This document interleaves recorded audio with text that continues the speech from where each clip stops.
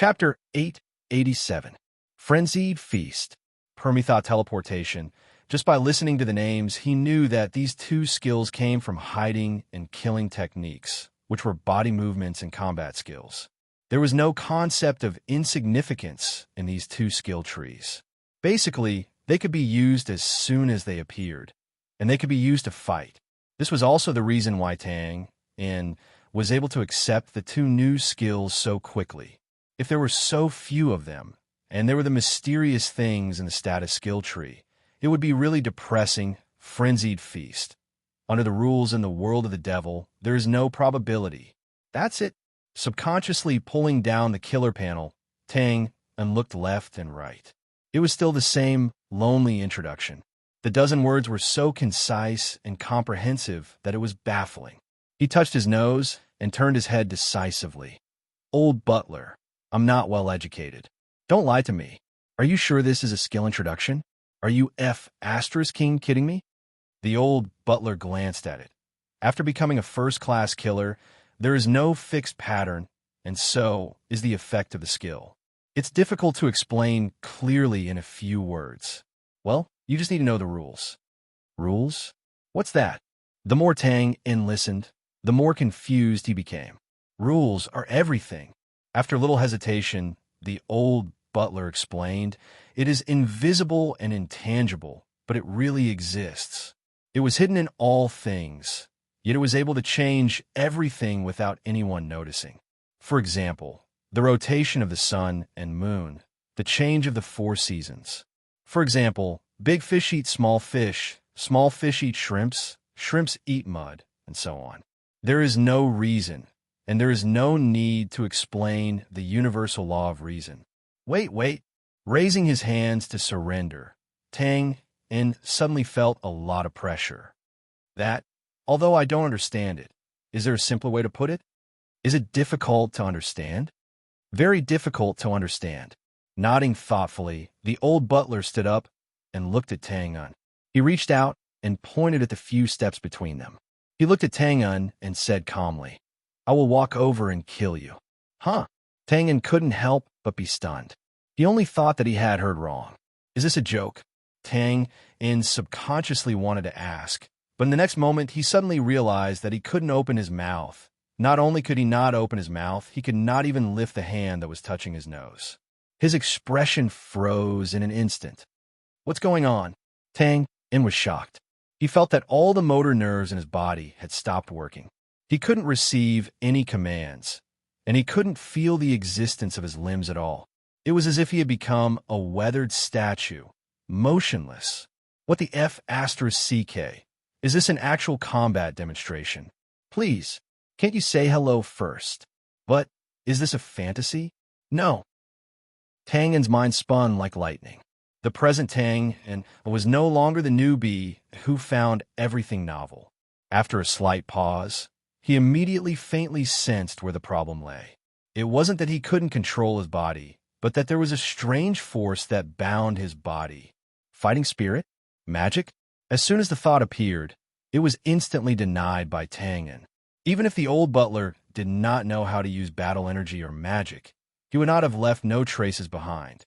Could it be that this was the so-called rule? In his shock and doubt, although Tang In couldn't control his body, his 5 senses were not deprived. In his line of sight, he saw the old butler raise his hand and flash an ordinary dagger. He looked calm as he walked over. CK? Seeing this, Tang In came to his senses. Only then did he remember the old butler's words. I will walk over and kill you. Although death in the system space was not a real death, Tang In could not help but be shocked. Then, a feeling called sullen anger quickly rose from the bottom of his heart. It was not fear, but anger. No one liked the taste of death. At least, Tang In didn't like it. However, this did not mean that he was afraid of death. He just hated the feeling of sitting and waiting for death. He struggled subconsciously, fiercely. The monstrous killing intent was like the winter wind and snow, cold and violent. Just this biting, cold, killing intent alone, if released without restraint, was enough to crush a low-level martial artist with a weak mind. However, at this moment, Tang In was so pathetic that he could not even frown. The old butler's every move was not fast, even a little slow. Every movement was clearly reflected in Tang En's eyes. However, Tang En could not move. He could only watch as the old butler slowly walked a few steps, came in front of him, and raised the dagger to his heart, such a simple action of raising the dagger. Normally, Tang En would have thousands of ways to dodge or counterattack. But now, Tang En's eyes were spitting fire. He looked at the dagger approaching and piercing his flesh with a stupefied expression. He felt a chill. In the next moment, endless darkness came. It was also at this moment that Tang En suddenly came to a realization. He remembered the skill introduction of the slaughter feast. If this was the power of the rule, then in this demon-like world, there was no probability at all. There was only death and waiting for death. With a bang, a few feet away, Tang En's body completely reassembled. He stood there in a daze. The old butler looked at him indifferently. Now, do you understand? No. Tang En shook his head honestly. He paused and said hesitantly, the power of the rule. Is it the imprisonment just now? It's just one of them, but it can be regarded as the foundation. The old butler said calmly, the rule encompasses everything. As long as it's within the scope of your own domain, there's nothing you can't do. Perhaps from a practical point of view, you can understand that within this domain, you are the heaven and earth, or perhaps the god, or the devil. Of course, mortals are just mortals after all. They can't do the rotation of the sun and moon, the change of the four seasons, thunder, lightning, wind, rain, and so on. Take imprisonment as an example. It only needs a heavy rain to trap thousands of creatures in caves and houses, and they can't go out. As for us, we can only borrow or steal some of the profundities and use them to imprison the living beings in a small area. However, that's enough. Oh, if you put it that way. Tang En touched his chin thoughtfully, nodded and shook his head. I seem to have vaguely understood something. TSK, it seems that I don't understand anything. That's enough. You can slowly comprehend the rest. The old butler nodded slightly and was about to walk back to the recliner to continue the interrupted meditation. Wait a minute. Upon seeing this, Tang En didn't have time to think about the meaning of the rule anymore. He quickly pulled the old butler. Since we're all up, let's demonstrate the Permitha instantaneous travel again. The old butler waved his hand. There's nothing to demonstrate about the Permitha instantaneous travel. It's just the literal meaning. The literal meaning. Tang En glanced at the assassin panel. Permitha instantaneous travel. Between the Permitha instantaneous travel, the realm of life and death. Then, there was no then. He touched his forehead. Well, my education level is really not high. I'm just a third-rate flunky from a third-rate university. Please demonstrate again. Right, you can't use me as a demonstration subject. Before he finished speaking, the old butler smiled slightly and suddenly disappeared into thin air. Tang En subconsciously reached out his hand and only caught a handful of air. He couldn't help but be stunned. Tang En himself was extremely good at speed and body movement, so he knew very well that the old butler's disappearance a moment ago was a real disappearance. It wasn't the kind of speed that was faster than the limit of what the eyes could bear. It was as if he suddenly fell into a black hole and disappeared without a trace in an instant. He suddenly turned around. Nothing. He turned again. Nothing. Just as Tang En turned back to his original direction and was thinking about whether to lie down, I got it. The old butler lay on the rattan chair calmly and waved his hand. A hologram appeared. This is the demonstration effect. Figure out yourself. Pause for a while. He added, also, it's very impolite to disturb other people's lunch break. Be careful of retribution. Polite? Retribution? TSK, TSK. You still have the nerve to say lunch break? You're a disgrace to intelligent NPCs. Secretly criticizing, Tang En turned his head resentfully and looked at the hologram. The hologram was playing the scene just now. Tang En reached out his hand, and the old butler disappeared in an instant. Then, while Tang En was stunned for a moment, the old butler appeared behind him out of thin air. After that, Tang En turned around, and the old butler moved like a shadow. He turned 3 times in a row, missing by a hair's breadth each time. Then, the old butler returned to the rattan chair and leisurely adjusted his sleeping position. Sure enough, it wasn't speed. Permitha teleportation, Permitha, was it a spatial movement technique that allowed one to travel from one place to another? Thinking of this, Tang En raised his eyebrows and suddenly became excited. He couldn't help but wave his fist. F***CK? I'm going to be rich. Regarding space, this was the field that Tang En focused on studying at this stage. So he was very clear that his spatial ability was very different from the spatial mages of the other world. This difference, in the final analysis, was actually a difference in fighting style. Tang En was an assassin and always had been. There were many fighting styles of assassins, different from person to person and also different from target to target. Among them, speed was basically a recognized basic quality of an assassin, and also one of the key qualities. Fast attack, fast speed, fast body movement. There was nothing in the world that could not be defeated by martial arts. Only speed could not be defeated.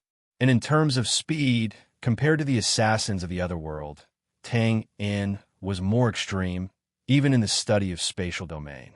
So, to a certain extent, spatial mages who specialized in spatial research were also not as good as Tang. And take the old butler's demonstration just now as an example.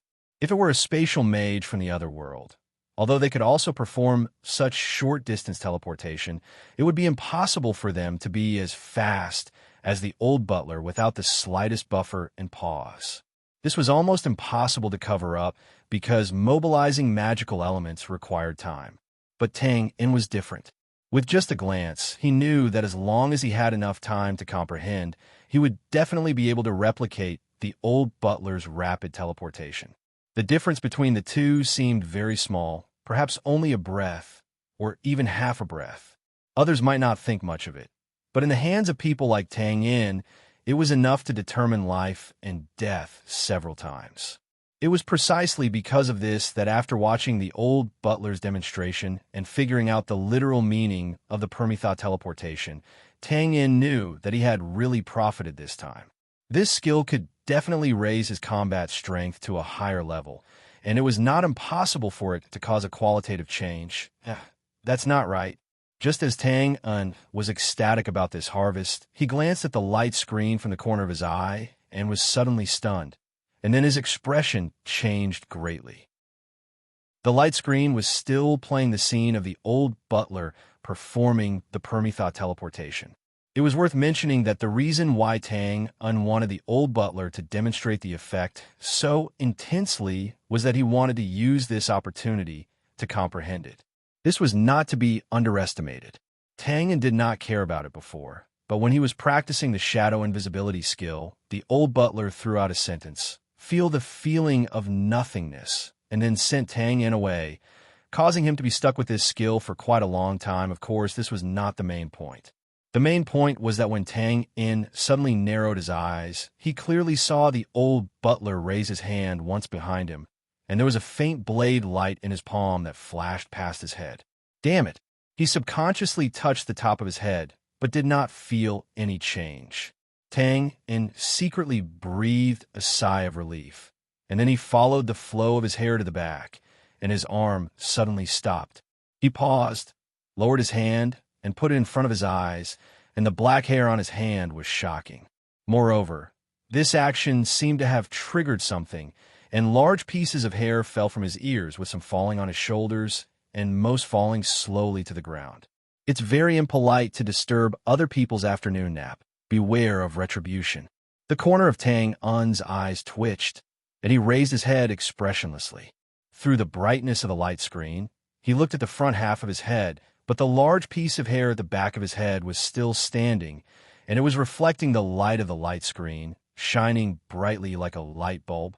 Such a shocking appearance. Even the punks would have to kneel down. After a moment of silence, Tang En rubbed between his eyebrows, sighed softly, and raised his dagger. I told you not to use me as a demonstration subject. As the two masterminds retreated, the miserable situation of the northern temple came to an end for the time being. Of course, it was only temporary. Not to mention that during the previous battle, there were already a number of believers and residents who were watching. Even the shocking situation of the temple being cut in half, which led to the creation of a new branch of the river, could not be concealed. Therefore, not long after, this rumor began to spread in the world, and the more it spread, the more outrageous it became. Some said that the cultists of the northern wilderness sneaked in and suddenly launched a sneak attack. Some said that some reclusive expert could not stand the scandals of the temple, so he came out to teach the temple a lesson. The most bizarre rumor was that the temple was no longer under the protection of God, and God was very dissatisfied with the various actions of the temple, so he sent down God's punishment. In all honesty, these rumors were not spread by Tangen's people. On the contrary, a week before the attack on the temple, Tang In had already stopped all means to attack the temple, and also picked up a few problematic combat energy circulation channels and handed them to Wu Ding, which was a temporary end to this matter. At the same time, the assassin organization also went underground, temporarily hiding and closing up.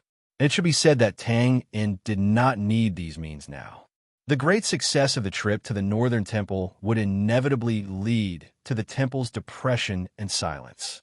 Before the rumors died down, the temple would probably tuck its tail between its legs and behave itself, so there was no need to worry too much. And even if the rumors died down and the temple became active again, the Gray Coat Army would also come out by then, and Tang would have even less to worry about. This was something that had been planned before, and the only variable might be that the attack was too effective, which was really beyond Tang Un's expectations. That was basically the truth. As soon as Tang In returned to Hanshui City, he received the latest news about the Northern Temple. The Northern Temple was indeed silent. Apart from making up a reason to explain the earth-shattering battle, there was no other news. No matter how crazy the rumors were, no matter how disappointed the believers were, no matter how angry they were, and no matter how much they complained, they pretended that they didn't hear or see anything. They didn't have any intention of withdrawing from the north. They gathered all their forces and waited quietly. How else could they be experts at bewitching people? Just this unmoving attitude of theirs was not something that ordinary people could achieve. Oh, but not everyone in the temple was like this. Sylvia and the Puritans did not obey the order of the headquarters to stay dormant. Instead, they were still running around, examining problematic clergymen and judging them one by one according to the temple's laws. Seeing this, Tang In could not help but shake his head, knowing that Sylvia still did not take his warning to heart. Or perhaps she had already taken it to heart, but because of her insistence, she could not care less. In Sylvia's view, her actions were to preserve the flame of hope. But in the eyes of some senior members of the temple, she should be a typical example of not caring about the overall situation and acting recklessly. In short, good luck to you. Tang In had no time to pay attention to this. He had a lot of things to do himself. For example, moving house, Hanshui River. Do we have to move all these things away? Standing in front of the chaotic alchemy laboratory, where more than a dozen figures were carrying things in and out, Lena turned her head and asked. Tang In shook his head and said, "Not all of them. Some of the important things that are easy to take away will be moved away directly. But some of the bigger things are more difficult, such as the production equipment in the Purple Cannon factory. Those things are more troublesome. If we move them away, it will inevitably attract attention. Selling them is a bit risky, so we can only choose to destroy them and bury them on the spot." "Why? You don't want to part with them?" "Oh." Lena nodded and looked up at the alchemy laboratory, where she had lived for more than half a year. She slightly exhaled a breath of cold air and said, "Do you think this room can be preserved intact in the next thing that will happen?" "Why? You don't want to part with them?" Tang In did not answer directly, but asked with a smile. "A little." Lena's eyes flashed slightly. After thinking for a while, she said, "After all, we have lived here for so long, and the environment and atmosphere here are really good, very suitable for alchemy research. Well, I'm just a little emotional. You don't have to worry about it." Tang In shrugged and said, "It's okay. Since you want to keep it, then keep it. It's not a big deal. When the time comes, if the war really comes here, just say hello and it should be fine." It's really not necessary, Achoo. The riverside was a relatively humid place, and the climate was indeed gradually turning cold recently. Suddenly, a cold wind blew, and Lena could not help but cover her mouth and sneeze. Be careful, winter is coming. Seeing this, Tangan took off his coat and put on Lena's shoulder. Then, as if thinking of something, he turned his head to the west and murmured, "Winter is really coming." Chapter 888. Winter was coming. Thousands of miles of ice, thousands of miles of snow. The trees were tired, and the beasts were subdued. It was the season when everything was silent. However, it was also at this time that a giant beast that had been lingering in the desolate land in the west for a long time was about to attack with monstrous anger, burning the sky and cracking the earth, shaking the continent. The name of this giant beast was the Gray Coat Army. In fact, according to common sense, winter was not suitable for starting a war because of logistical difficulties and low morale and other problems. But fortunately, this problem was fair to both sides of the war. In addition, the Gray Coat Army soldiers and civilians could no longer suppress the strong desire for revenge in their hearts. For them, logistical problems had always been difficult, so it did not matter. As for morale, the big swords in their hands had long been thirsty for revenge.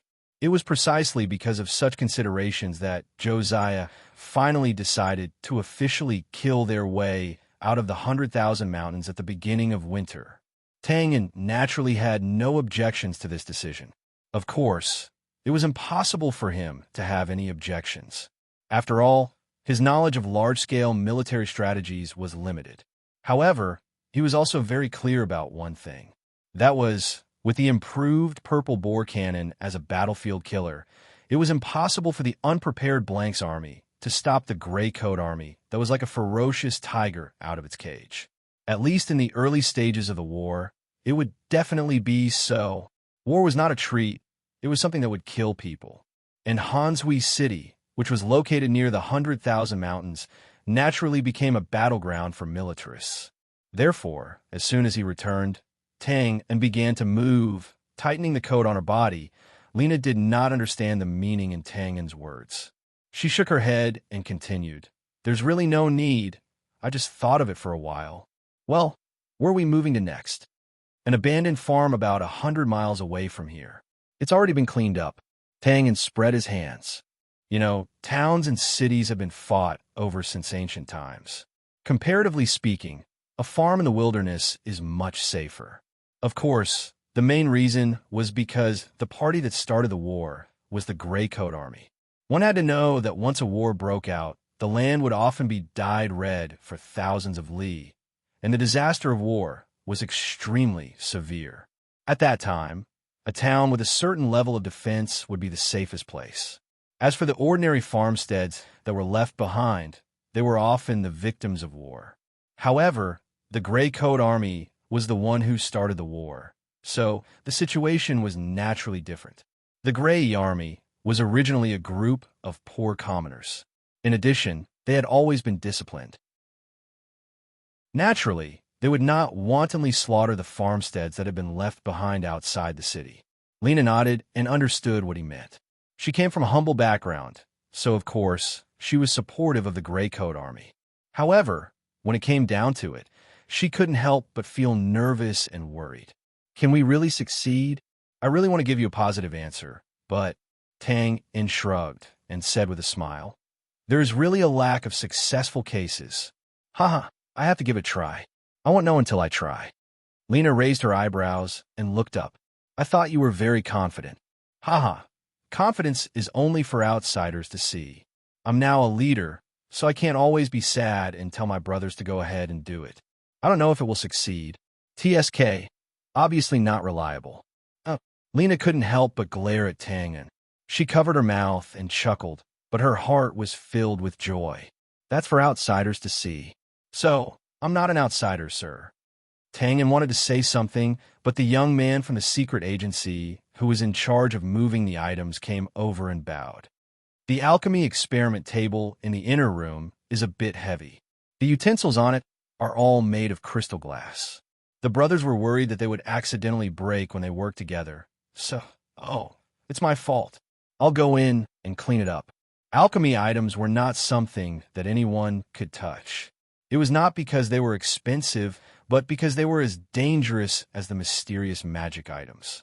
It was hard to be sure that if a crystal test tube was broken, the poison that would flow out would not be fatal. Lena nodded and was about to step in, but Tangen reached out and stopped her. He looked up at the messy laboratory because of moving things and dust filled the air. Forget it. It's not convenient for you to go in with a robe like this. I'll go. And, you know alchemy? I don't know at all. Tangen bent his arm, and his well-proportioned muscles instantly bulged. He chuckled and said, but I have the strength. It's no problem for me to steadily lift the experiment table. Haha, why don't we arm wrestle some other day? Aha, I'm just kidding. Looking at Lena's stunned expression, Tangen laughed and left. It's not a fair fight. You're not that freakishly strong woman. Thinking about it, it's a pity that I left early, he muttered to himself as he left. When he turned into the door, Lena's eyes suddenly flashed. She looked up at the riverside cottage that was filled with beautiful memories for her. She pursed her lips and sighed. In the future, I'm afraid I can't find an excuse to call you over for a laugh. So what's the point of this cottage? Tear it down. Why don't I tear it down? Tangen, who was in the cottage, certainly didn't know the real reason why Lena was so attached to this ordinary cottage. Under the guidance of the secret agency member, he soon saw the slightly cumbersome experiment table. Without a doubt, he directly lifted it with one hand and easily walked to the carriage at the back door. Be careful, the rope is tight. These are all life-threatening things. After a few words of advice, Tangen turned around and was about to enter the cottage. But he saw something from the corner of his eyes. He couldn't help but stop and squint to look sideways. The layout of the buildings at the Hansui River was slightly messy, and traffic was everywhere.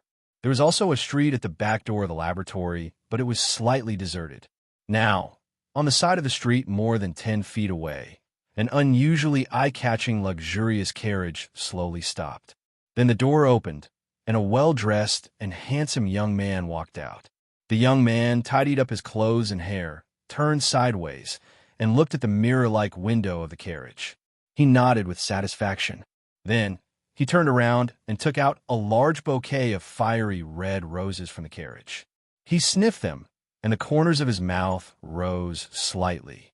He felt quite good about himself. It's him. Tangen's memory had always been good. After professional training, he had a photographic memory. With a slight squint, he recognized that this was the young man who tried to hit on Lena last time, but was severely damaged by him pretending to be a local ruffian. The young man was really miserable last time. After he went back, he sank into depravity for a long time. Lena had also mentioned to Tangen that when the two of them met again, the way the young man looked at her was not right.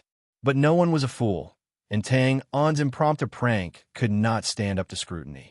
As long as he calmed down for a period of time and did a little investigation afterward, he would know that he had been tricked.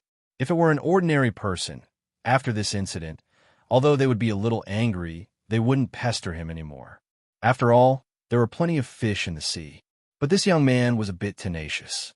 Maybe he really liked Lena, so he came again, but his luck was really bad. He actually bumped into Tangen again. Don't do it.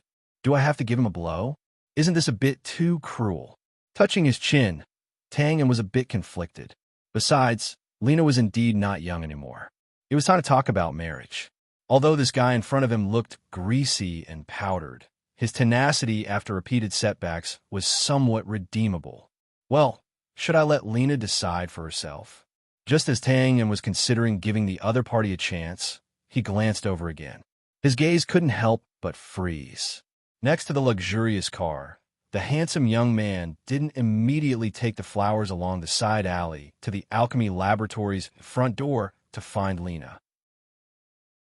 Instead, he waited in place for a while, waiting for a few burly men with bare chests and ugly expressions to come over.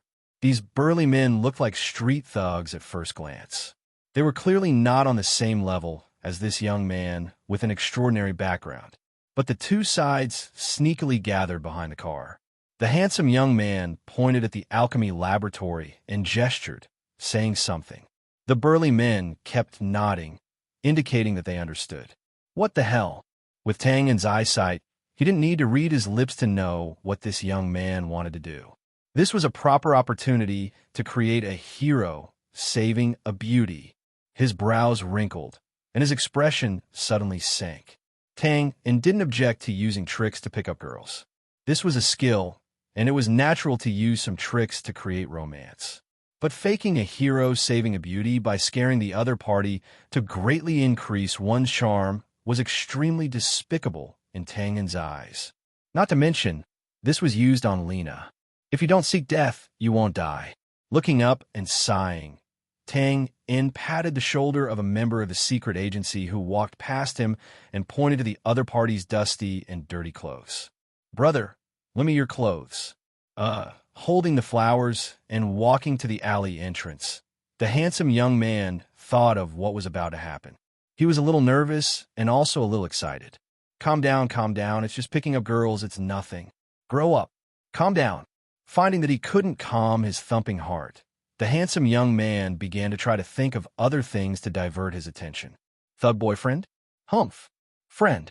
It's a pity that I didn't find him later. Otherwise, I'll let him know the consequences of fooling me. However, since you have a thug friend, I'll let you know what a thug's true colors are. Panic, fear, cry. Don't worry, I'll save you when the time comes. Haha. Thinking of his glorious heroism of driving away the thugs with a few punches and kicks, and then thinking of Lena's gaze of infinite admiration, the handsome young man couldn't help but laugh out loud, praising himself for being 2F** king quick-witted. Cough, cough. Coughing a few times, the handsome young man pressed his left chest, took a deep breath, and slowly exhaled. After finishing this series of actions, he walked into the alley. After taking a few steps, he looked up and saw a handyman carrying a large wooden board on his shoulder. His head and face couldn't be seen, and he could only see that he was covered in dust, panting as he walked over. The alley was narrow. Seeing this, the handsome young man couldn't help but frown slightly. He stepped to the side and leaned against the wall to protect the flowers in his hand.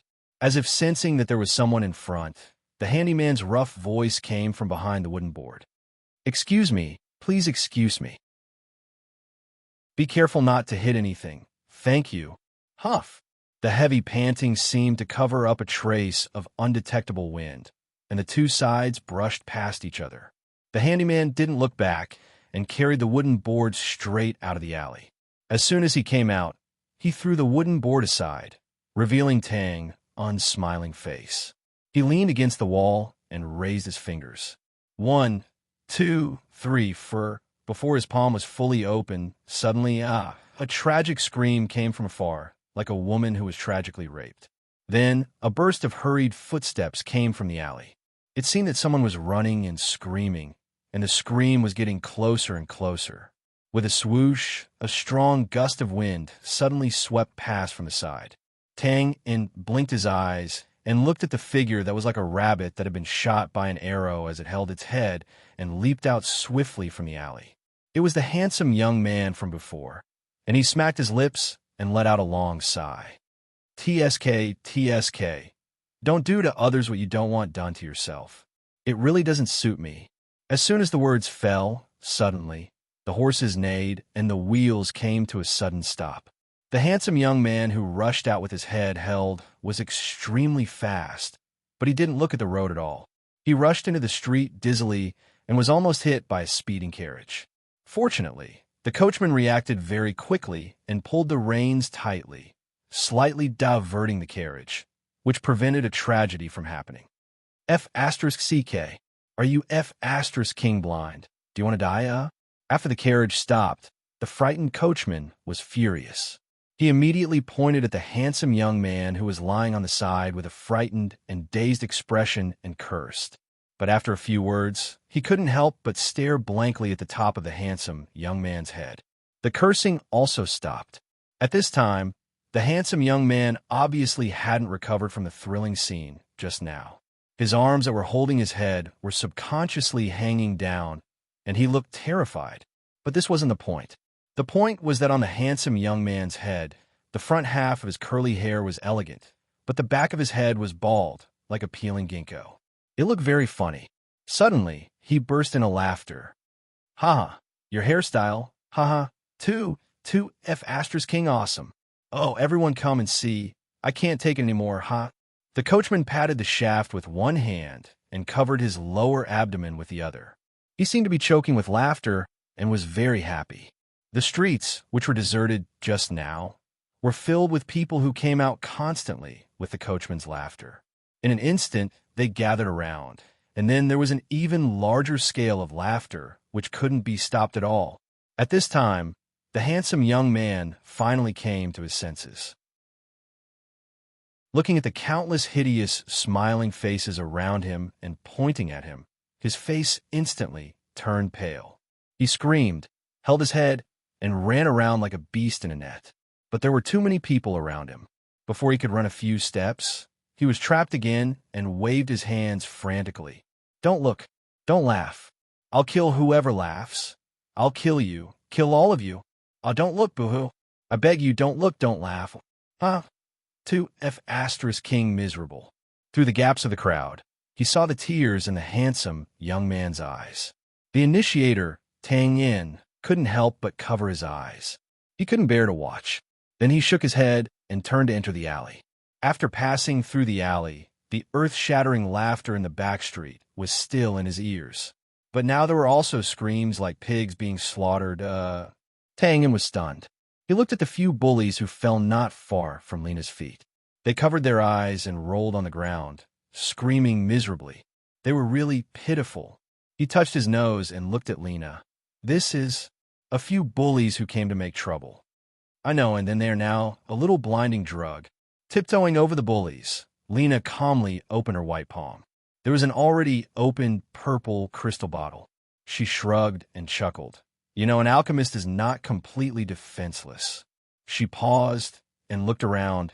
By the way, someone ran into the alley just now. Hey, Arthur, your clothes. She looked at Tang Un's dusty clothes and then looked at the alley behind Tang Yin. She heard the clear laughter not far away. Lena blinked her clear eyes and understood something. Her expression was strange. You did it? Tang Yin gave her a thumbs up and said with a smile. Smart. Think again. What else can you guess?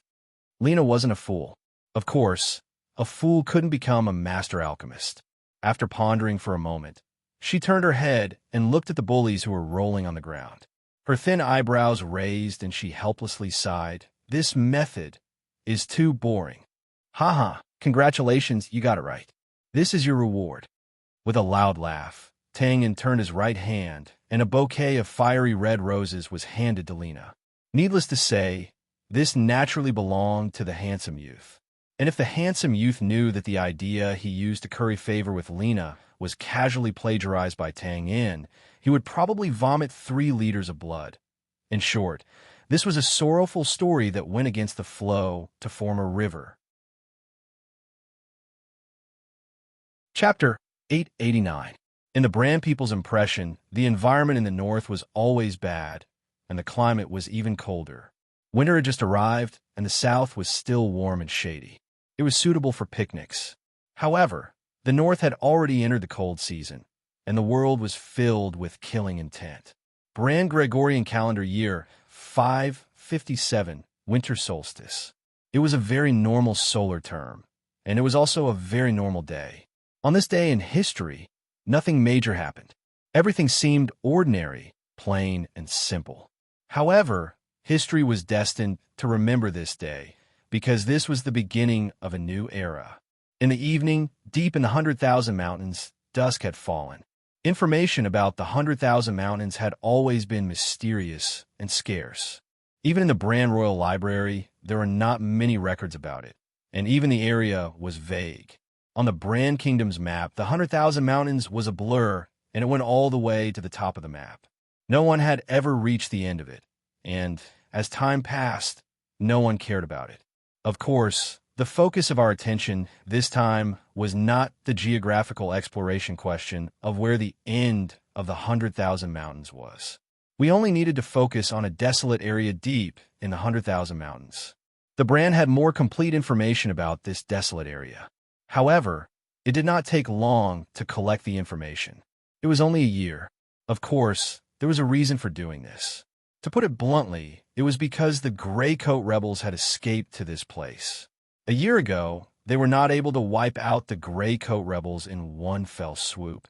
And this was the regret of many brand officials. After witnessing the glorious performance of the Gray Cloak rebels during the reign of Lothar, the bigwigs of Bran no longer dared to underestimate the rebels and thugs that they used to call them. Even now that the Gray Cloak rebels were hiding in the desolate and barren 100,000 mountains, the Bran royal court still sent out a large number of troops to pursue them. It was only when the logisticians were under great pressure that they stopped the pursuit. However, stopping the pursuit did not mean that they had given up. In fact, the pursuing troops did not retreat. Instead, they looked for favorable terrain and set up a blockade. His intention was obvious. Since they couldn't kill him, they might as well expel him from the Bran to prevent him from causing trouble in the Bran. From these actions, it could be seen that the Bran Palace was very wary of the Gray Coat army. Of course, as the saying goes, those at the top move their mouths while those at the bottom run their legs. The big shots could make the decision to station troops with a wave of their hands without any psychological pressure. However, when it was applied to every army, general, and soldier, the feeling was different. Bonfire at dusk, camp in the mountains. Bang, bang, bang. The sound of the table being slammed was earth-shattering. Damn it. Lousy place, shitty place, dog shit. This lousy place doesn't even have dog shit. Even if I'm not famous, I'm still a frontline general. You don't want me to go kill the barbarians, and you want me to guard this bare mountain? Guard my ass. My brain is filled with dog shit. Out of anger, a series of filthy curses resounded around the central camp, echoing far and wide. If word of this got out and the officials of the Northern Military Division heard about it, they would probably fly into a rage and transfer this guy to the cannon fodder camp without a second word. They would let him live or die on his own and never use him again. However, the patrolling soldiers did not have any strange expressions when they heard this. It was as if they were used to it. Some soldiers even nodded and whispered to express their strong agreement. Originally, not all soldiers joined the army to earn enough money to support their families. At least, the frontline troops from the Grey Flame Legion were not like that. They needed money and honor. In the front line, although they were living a precarious war life, it was the responsibility of a soldier. They would not lack the honor that they deserved. They could also see the path to promotion. But now, it was fine when they were transferred to encircle the Gray Coat army. After all, it was a regular battle. It was also their responsibility. However, after the encirclement, they were not transferred back to the front line to kill the enemy. Instead, they were ordered to continue to stay here and guard this place where there was not even a dog sh*t. What the hell was going on? Could they kill enemies here? Could they spend money to play with women? Could they get honor? Could they be promoted to military officers? It was possible for them to become bandits and become bandits. All right, calm down. What's the use of cursing here? The officials in the military department can't hear you. In the big house in the central camp, a slightly skinny adjutant shook his head helplessly as he tried to persuade the black-faced man who was drinking as hard as he could. He was the general of the Grey Flame Army, who called himself Violent Bear of the North. Hold on a little longer. Haven't we already sent the letter to the marshal? Perhaps we will be transferred back soon. Bear with it, bear with it, bear with it. Bear with it, my ass. I'm about to turn into a coward. The tan general put down the can of wine and said angrily, I don't know what the old marshal is thinking. There's still no news. Sigh, I understand now. It's useless to beg anyone. It's better to pray for those bastards from the northern wilderness to attack. The front line is tight, so they'll naturally think of me. The adjutant and the other high-ranking officers were stunned. They could not help but smile bitterly. Although it sounded logical, as a general of Bulin, praying for the northern wasteland barbarians to attack them was too heart-wrenching. Fortunately, this was their camp. They were all on the same side. They did not have to worry about the walls having ears and spreading rumors. Ahem. After a few coughs, the thin deputy general wisely changed the topic in order to prevent his general from saying something shocking again. Recently, the Gray Coat Army has been very active. Although we don't know the specific location of their camp and have no way to inquire about it, the scouts scattered outside have found their traces several times in the past 2 days. It seems that they are preparing for something. Deputy General, you are worrying too much. They can't even eat right now. What kind of big move can they make? Like general, like soldiers. The Tan General had a bad temper and was very loud. His subordinates had the same problem, so one of the high-ranking officers did not notice the adjutant's intention to change the topic. He shook his head and said, "If I'm not wrong, they must be here to find out where we store our food and resources. They're going to rob us." "Yes, that's right. Those bastards are going crazy from hunger. They're really going to rob us." The high-ranking officers could not be blamed for expressing their opinions. It was the truth. The Gray Coat Army's food supply was indeed a big problem. It was desolate in the depths of the 100,000 mountains. Even vegetation was rare, let alone edible food. Tang and had been relying on the financial resources of the Yatong Chamber of Commerce to transport food and resources into the camp. However, due to the multiple blockades set up by the Blank's army, large quantities of food could not enter. They could only be transported in batches. It was like trying to put out a burning cart with a cup of water. Of course, the officers present did not know about this. They only knew that the Gray Coat Army had organized numerous raids to rob food in the past year. Some were successful, some were not. Regardless of whether they were successful or not, it was clear that the Gray Coat Army's food and resources were extremely scarce. Therefore, after combining all these factors, the high-ranking officers felt that the Gray Coat Army was definitely here to rob them of their food. However, the skinny lieutenant's eyes twitched when he heard this. He looked at the dark-faced general who had lost interest after hearing the officer's analysis. He could not help but sigh inwardly. A bunch of pigs. Can't you see what I'm trying to do? You're even trying to undermine me. I really have to hand it to you for your intelligence. Although he cursed in his heart, he could not help but laugh dryly as he buried the hole he had dug for himself. Yes, the Gray Coat Army is going crazy from hunger. It's hard to say what they'll do. We have to be careful. It's no big deal. You can do as you see fit. The dark-faced general waved his hand and raised his wine jar again, looking like he was going to drown his sorrows in alcohol. However, before his lips could touch the wine jar, the sharp sound of metal clashing could be heard from afar. The frequency was urgent. The army's alarm meant that enemies were coming. Everyone was stunned when they heard the sound. Someone blurted out, "They're really here." Of course, this was referring to the Gray Coat Army's food-snatching team. That was more or less the truth. After a while, a soldier who looked like a scout pushed open the door and hurriedly reported that a large number of Gray Coat Army members had appeared outside the fortifications. It's really them. They're really fast. That's normal. Why else would they say that they're going crazy from hunger? That makes sense, that makes sense. The atmosphere in a room was still carefree. There was not a trace of tension in the room.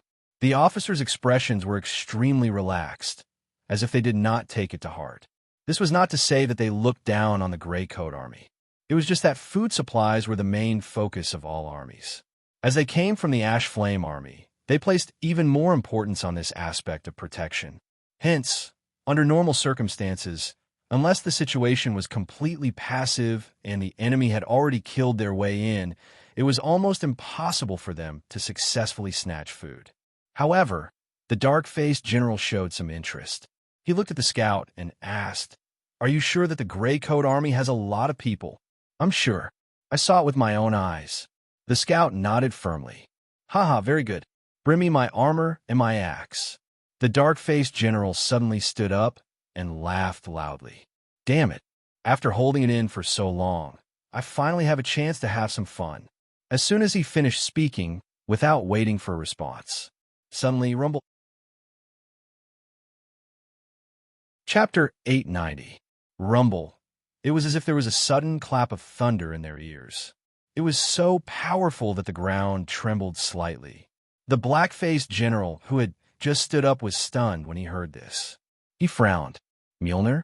No, the sound was too small. Thunder God's roar? No, it was still too small. Did it just explode the crystal? This black-faced general was indeed a general from the front lines. With just a simple explosion, he was able to deduce all sorts of possibilities and speculate the answer that was closest to the truth. The skinny deputy beside him stood up and pushed open the window of the wooden hut. He welcomed the bone-chilling wind and looked in the direction of the explosion. His expression changed slightly. It's actually from the front of the fortifications. That's strange. What are the Grey Coat Army doing? Are they really going to attack? Impossible. They don't have any reinforcements. If they wanted to attack, they would have already done so. Why drag it out until now? A senior officer denied without thinking. That's true. Even though the deputy was extremely cautious, he couldn't help but nod slightly. This was indeed the case. They were in the depths of the desolate Shirwan Mountains. The Grey Coat Army couldn't possibly have any reinforcements, including food, supplies, or reinforcements. Therefore, if they really wanted to fight to the death, they didn't have to wait until now when they were in an awkward situation where they didn't even have enough food. As for the possibility that they were at the end of their rope, that wasn't very reliable either. After all, the Grey Coat Army had held on for an entire year without any signs of counterattack. This meant that the enemy wasn't really at the end of their rope. There was no reason for them to give up just like that. After weighing the pros and cons, the only possible truth was back to square one. Looks like it's still food. Licking his lips, the black-faced general narrowed his eyes and analyzed. The attack from the front looks strong, but should be a feint. The goal is to find a breakthrough point in other directions. Where are supplies? The skinny deputy replied, behind the camp. Men. Making a decision before the battle was taboo to hesitate. After the black-faced general summarized the situation from all sides, he decisively gave an order. Mobilize the spear regiment to guard the supplies and prevent the enemy's cavalry from attacking. Mobilize the heavy sword and heavy sword battalions to open the perimeter. If anyone dares to come and steal the supplies, surround them and kill them. I won't let them leave. Yes, this decision could not be considered wrong. Most of the generals in the world would have made the same choice. After all, war was not a game where one could do whatever one wanted. This was a delicate job that relied heavily on information. Every decision was actually in accordance with the principle of the highest probability. Based on the analysis of most intelligence reports, it was obvious that the Grey Coat Army was facing a food shortage. Therefore, the black-faced general made a decision to deal with this most likely problem. However, just as the dark-faced general excitedly put on his armor, the door to the wooden hut was pushed open again. This time, a soldier covered in blood walked in. It was obvious that he was a warrior who had just retired from the front lines. General, the front gate of the fortifications has been breached. As soon as he finished speaking, the room suddenly fell silent. The expressions of everyone present froze, their faces filled with disbelief. They were the regular soldiers of the Ashen Flame Legion, not some random third-rate soldiers of varying quality. Even if the enemy wasn't feigning a frontal attack, how could the heavily fortified front line be so easily breached? Besides, from the moment they discovered the enemy's tracks to the moment the battle began, had it even been 5 minutes? The dark-faced general picked his ears and stared at the soldier covered in blood. He asked tentatively, "Are you joking?" The so-called front gate fortifications were actually similar to the main gate of a bandit stronghold. The difference was that the ones made by the military were more strict and practical. However, this strict and practical fortification gate had a huge hole in it, allowing people to enter and exit freely, deafening battle cries, shrill screams, excited roars. All sorts of sounds mixed together, and a tragic atmosphere instantly filled the area. The shattered gate became a place where both sides fought for. It was like a giant human death grinder. The people outside wanted to kill their way in, but the people inside resisted with all their might. In a short moment, blood flowed like a river, dyeing the ground red. From the looks of it, the attacking side had the absolute advantage. After all, since the gate was already opened, was it still far from entering? In fact, it was not far. Get lost. Laughing wantonly, a figure holding a spear instantly rushed forward like a fierce tiger that had been released from its cage. With just a simple sweep of the spear, a crackling green electric light suddenly exploded. The dozens of armored figures guarding the inner side of the door were involuntarily sent flying into the air, vomiting blood as they flew back. Borrowing the might of this spear, this figure wielding a spear like an awe-inspiring god of war, was the first to break into the fortifications. He stood in position and brandished his spear without any hesitation, blocking the attacks of the anxious regular soldiers around him without any carelessness. It was as if he had broken some kind of balance or ignited a powder keg. Instantly, a few more figures broke through the encirclement of the regular soldiers and arrived behind the spear-wielding figure. He laughed loudly. Captain, we did it again. We are the first to break into the enemy's camp. This time counts too. Wasn't it the work of the purple cannon? The cannon bit a hole in the gate of the fortification. Don't worry about these details. The main point is the feeling. Well, this feeling, it's been a long time. It's really nostalgic. He waved his hand. All right, we'll think about the nostalgic feeling later. Now let's continue charge. With their heads held high, the 5 or 6 of them formed an arrow formation with tacit understanding. The spear-wielding figure stood at the tip of the arrow formation, facing the Bulin regular soldiers who were rushing forward one after another. His spear was like lightning, and there was almost no one who could withstand a single blow. His combat power was really amazing. It could be seen that these people were definitely veterans who had experienced hundreds of battles. There was no need to talk about their strength, but the most important thing was that they were ruthless. As long as they hit their target, they basically did not need to wave their sword a second time. At the same time, the success rate of their predictive attacks was frighteningly high. Some people looked as if the opponent directly bumped into their sword. It was really strange and wonderful. In just a few minutes, a few people had killed a bloody path through the crowd. This was the so-called breaking through the enemy's front with a single point. Behind them, the situation at the gate, which was still in a stalemate, suddenly became clear. The attackers from the outside were like a tide, crazily rushing in. On the other hand, the regular soldiers of the brand who were wearing standard armor could not help but keep retreating. They were in imminent danger. The front gate of the fortification was broken through. Strange, isn't this where the regular soldiers of the Ashen Flame Legion are stationed? Why do I feel that it's a little weak? It's so easy to get in. A skinny middle-aged man scratched his forehead, rolled his eyes twice, and asked in confusion, Skinny Monkey, after so many years, I realize that you're King despicable. You only feel good when hundreds of people block you in a corner with big swords and slash you, right? Before the middle-aged man, nicknamed Skinny Monkey, could retort, an honest-looking muscular man suddenly stretched out his finger and pointed at the back of the camp. Look over there. Hearing this, everyone turned their heads subconsciously and could not help but be stunned. The front is in an emergency, and the soldiers are moving to the back. What kind of logic is this? Is this a new tactic? I don't understand at all. The spear-wielding figure looked from afar and curled his lips. Idiot. P.S. Continue to ask for subscriptions. Raccoon subscriptions dropped again. Originally, it was 480, but now it's going to drop to 470. It seems like it's going to take a long time for an average subscription of 500. Dear readers, it's up to you now.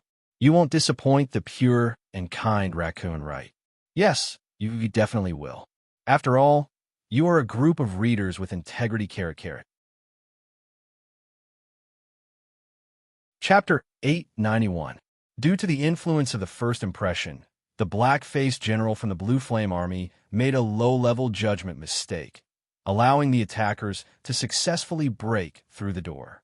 In this way, the outcome of this battle was quickly and thoroughly decided, because outside the fortification, it was not a sporadic team that came to steal food, but a black mass of about 100,000 vengeful soldiers. It's done.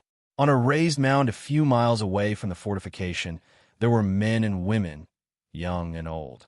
A group of dozens of people were watching the battle from afar. In the distance, The ferocious man with the spear crashed into the fortification like thunder. A young man with freckles on his face, who was wearing dark armor, suddenly felt refreshed. He could not help but wave his fist and shout in a deep voice. At the same time, the atmosphere around him also relaxed. I didn't expect to break through the Brand's army so quickly. Looks like we'll win our first battle beautifully. That's General Fry, right? Yes. I have to say, it's somewhat unwise for a general to charge into the enemy's ranks. However, General Fry is indeed an expert in breaking through formations. Although he doesn't have a spear because of his current status, he still has the good habit of charging into the enemy's camp first. He still has the good habit of charging into the enemy's camp first. That's right, but we can't forget about the purple bore cannon. If it wasn't for that cannon that blew a hole in the neat fortification, this battle wouldn't have gone so smoothly. So, this weapon should be the first to contribute in this battle. At this point, there was no need to guess anymore. This group of attackers could only be the Gray Coat Army that officially came out for revenge. Although the black-faced general made a mistake in his decision, he did not lose too unjustly. The Gray Coat Army had endured until now, and it was only for this moment to erupt. Naturally, they would not allow any factors to ruin their first battle. Gradually, as the balance of the battle slowly tilted, these people who were obviously the higher-ups of the Gray Coat Army could not help but feel happy. Among them, the woman who stood at the front of the crowd secretly clenched her fist and slightly sighed as if a heavy burden had been lifted off her shoulders. Judging from her position, although this woman was a little too young, her status should not be low.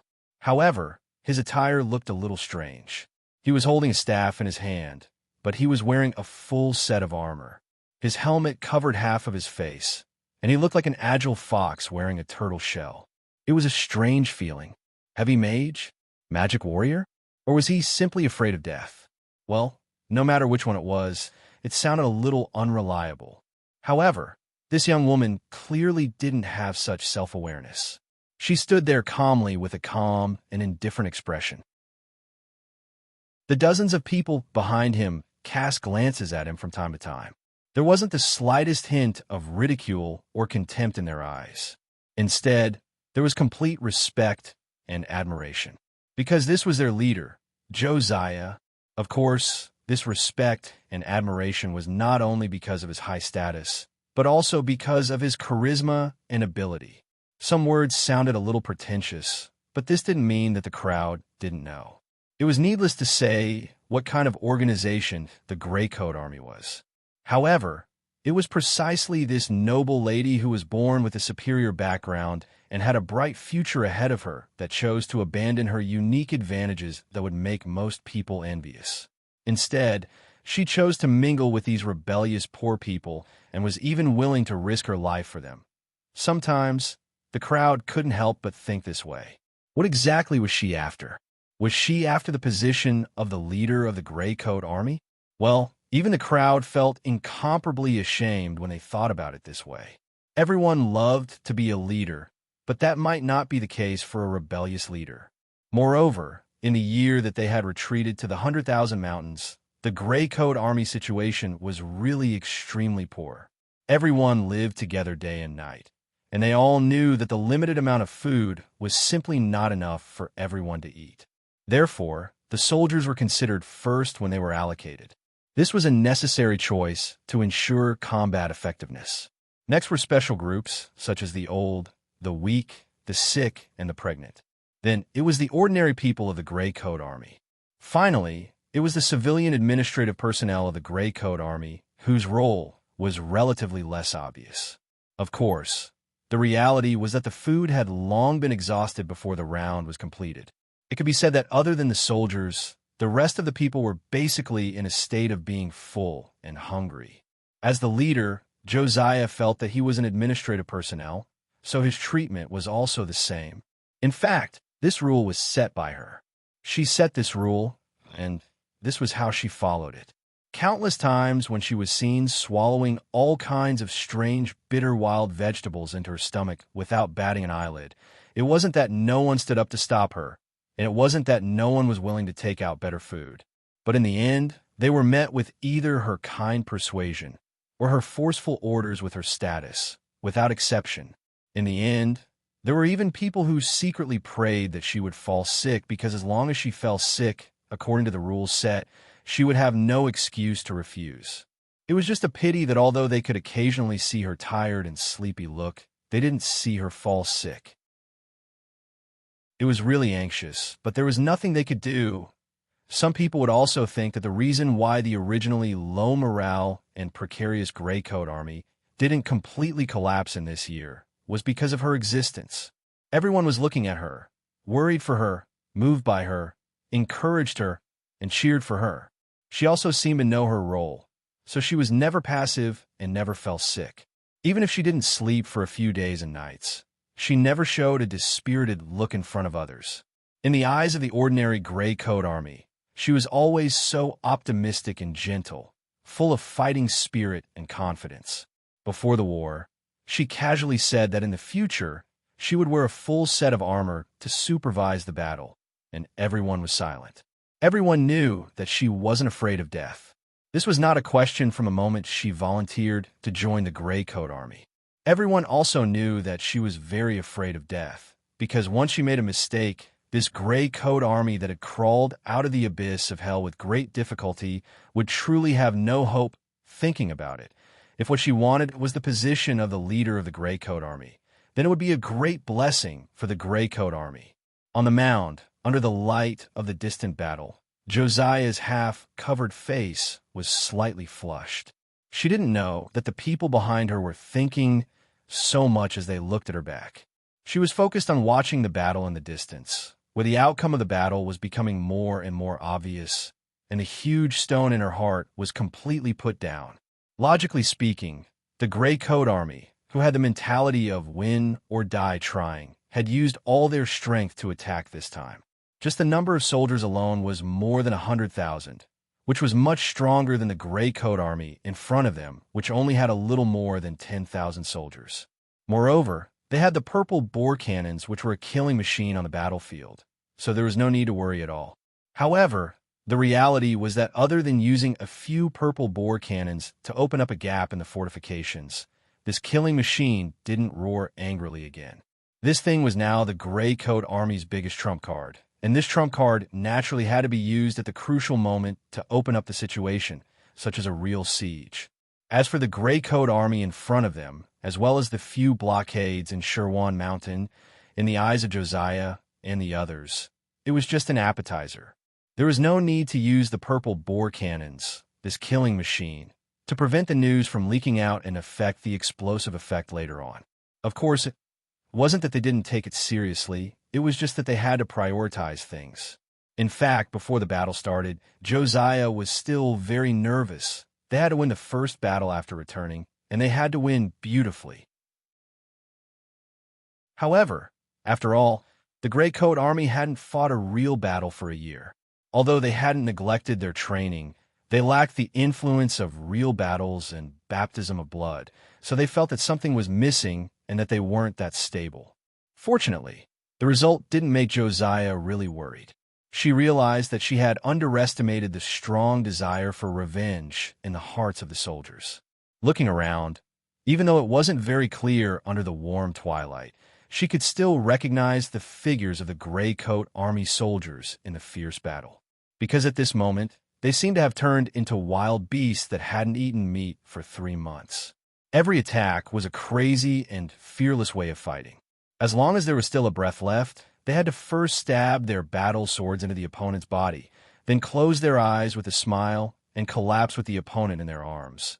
Seeing this, Josiah's eyelids drooped slightly, and she tightened her grip on the staff in her hand. In her heart, she felt a little more confident about the Grey Coat Army's comeback plan. She had a conscience and believed that as long as this intimidating aura was still there, they would be unstoppable. Looking up, there were a few stars in the sky. She muttered softly, "Bran, we're here. Are you guys ready?" Chapter 892. It was hard to say if the Bran army had prepared for the possibility of the Grey Coat Army's revenge. However, This army from the Ashen Flame Legion was definitely not prepared. In just a short 15 minutes after the battle began, the Ashen Flame Legion's army had already started their preparations. Bang, bang, bang. Numerous red signal flares exploded one after another, instantly dyeing the night sky red. It was extremely eye-catching. The intense battle paused for a moment. The two sides subconsciously took a step back and separated slightly. One side was mostly yellow and skinny, wearing all kinds of old armor. It looked like they were in dire straits. Only their eyes were bright red, like a bloodthirsty beast. The violence in their eyes didn't lessen at all because of this short pause. The other side was wearing the standard armor of the Empire. Their faces were filled with fear as they looked at the group of refugees in front of them in a daze. It was as if they had seen their most familiar enemy, the crazy barbarians from the northern wilderness. They sized each other up. Then, an even more intense battle instantly broke out. Both sides were entangled in the same place again. They were either roaring violently or screaming before they died. The battle had already reached this stage. There was no suspense anymore. The few signal flares that came from inside the fortification weren't to ask for reinforcements. It was definitely too late. It was only to warn the defense line behind to prevent this tragedy from happening again. As for the defense line, if the Grey Flame Army didn't want to be completely annihilated here, the black-faced general should consider a strategy of cutting off his losses. He should leave some soldiers behind to cover the retreat and let the other soldiers escape. In fact, that was exactly what he did. Looking at the bonfire gathering behind the fortification, Josiah retracted his gaze and waved his hand to summon the messenger. He calmly said, "Order the left and right wings to surround this place. Don't bother about those who have already escaped. Quickly eliminate the rest of the enemies.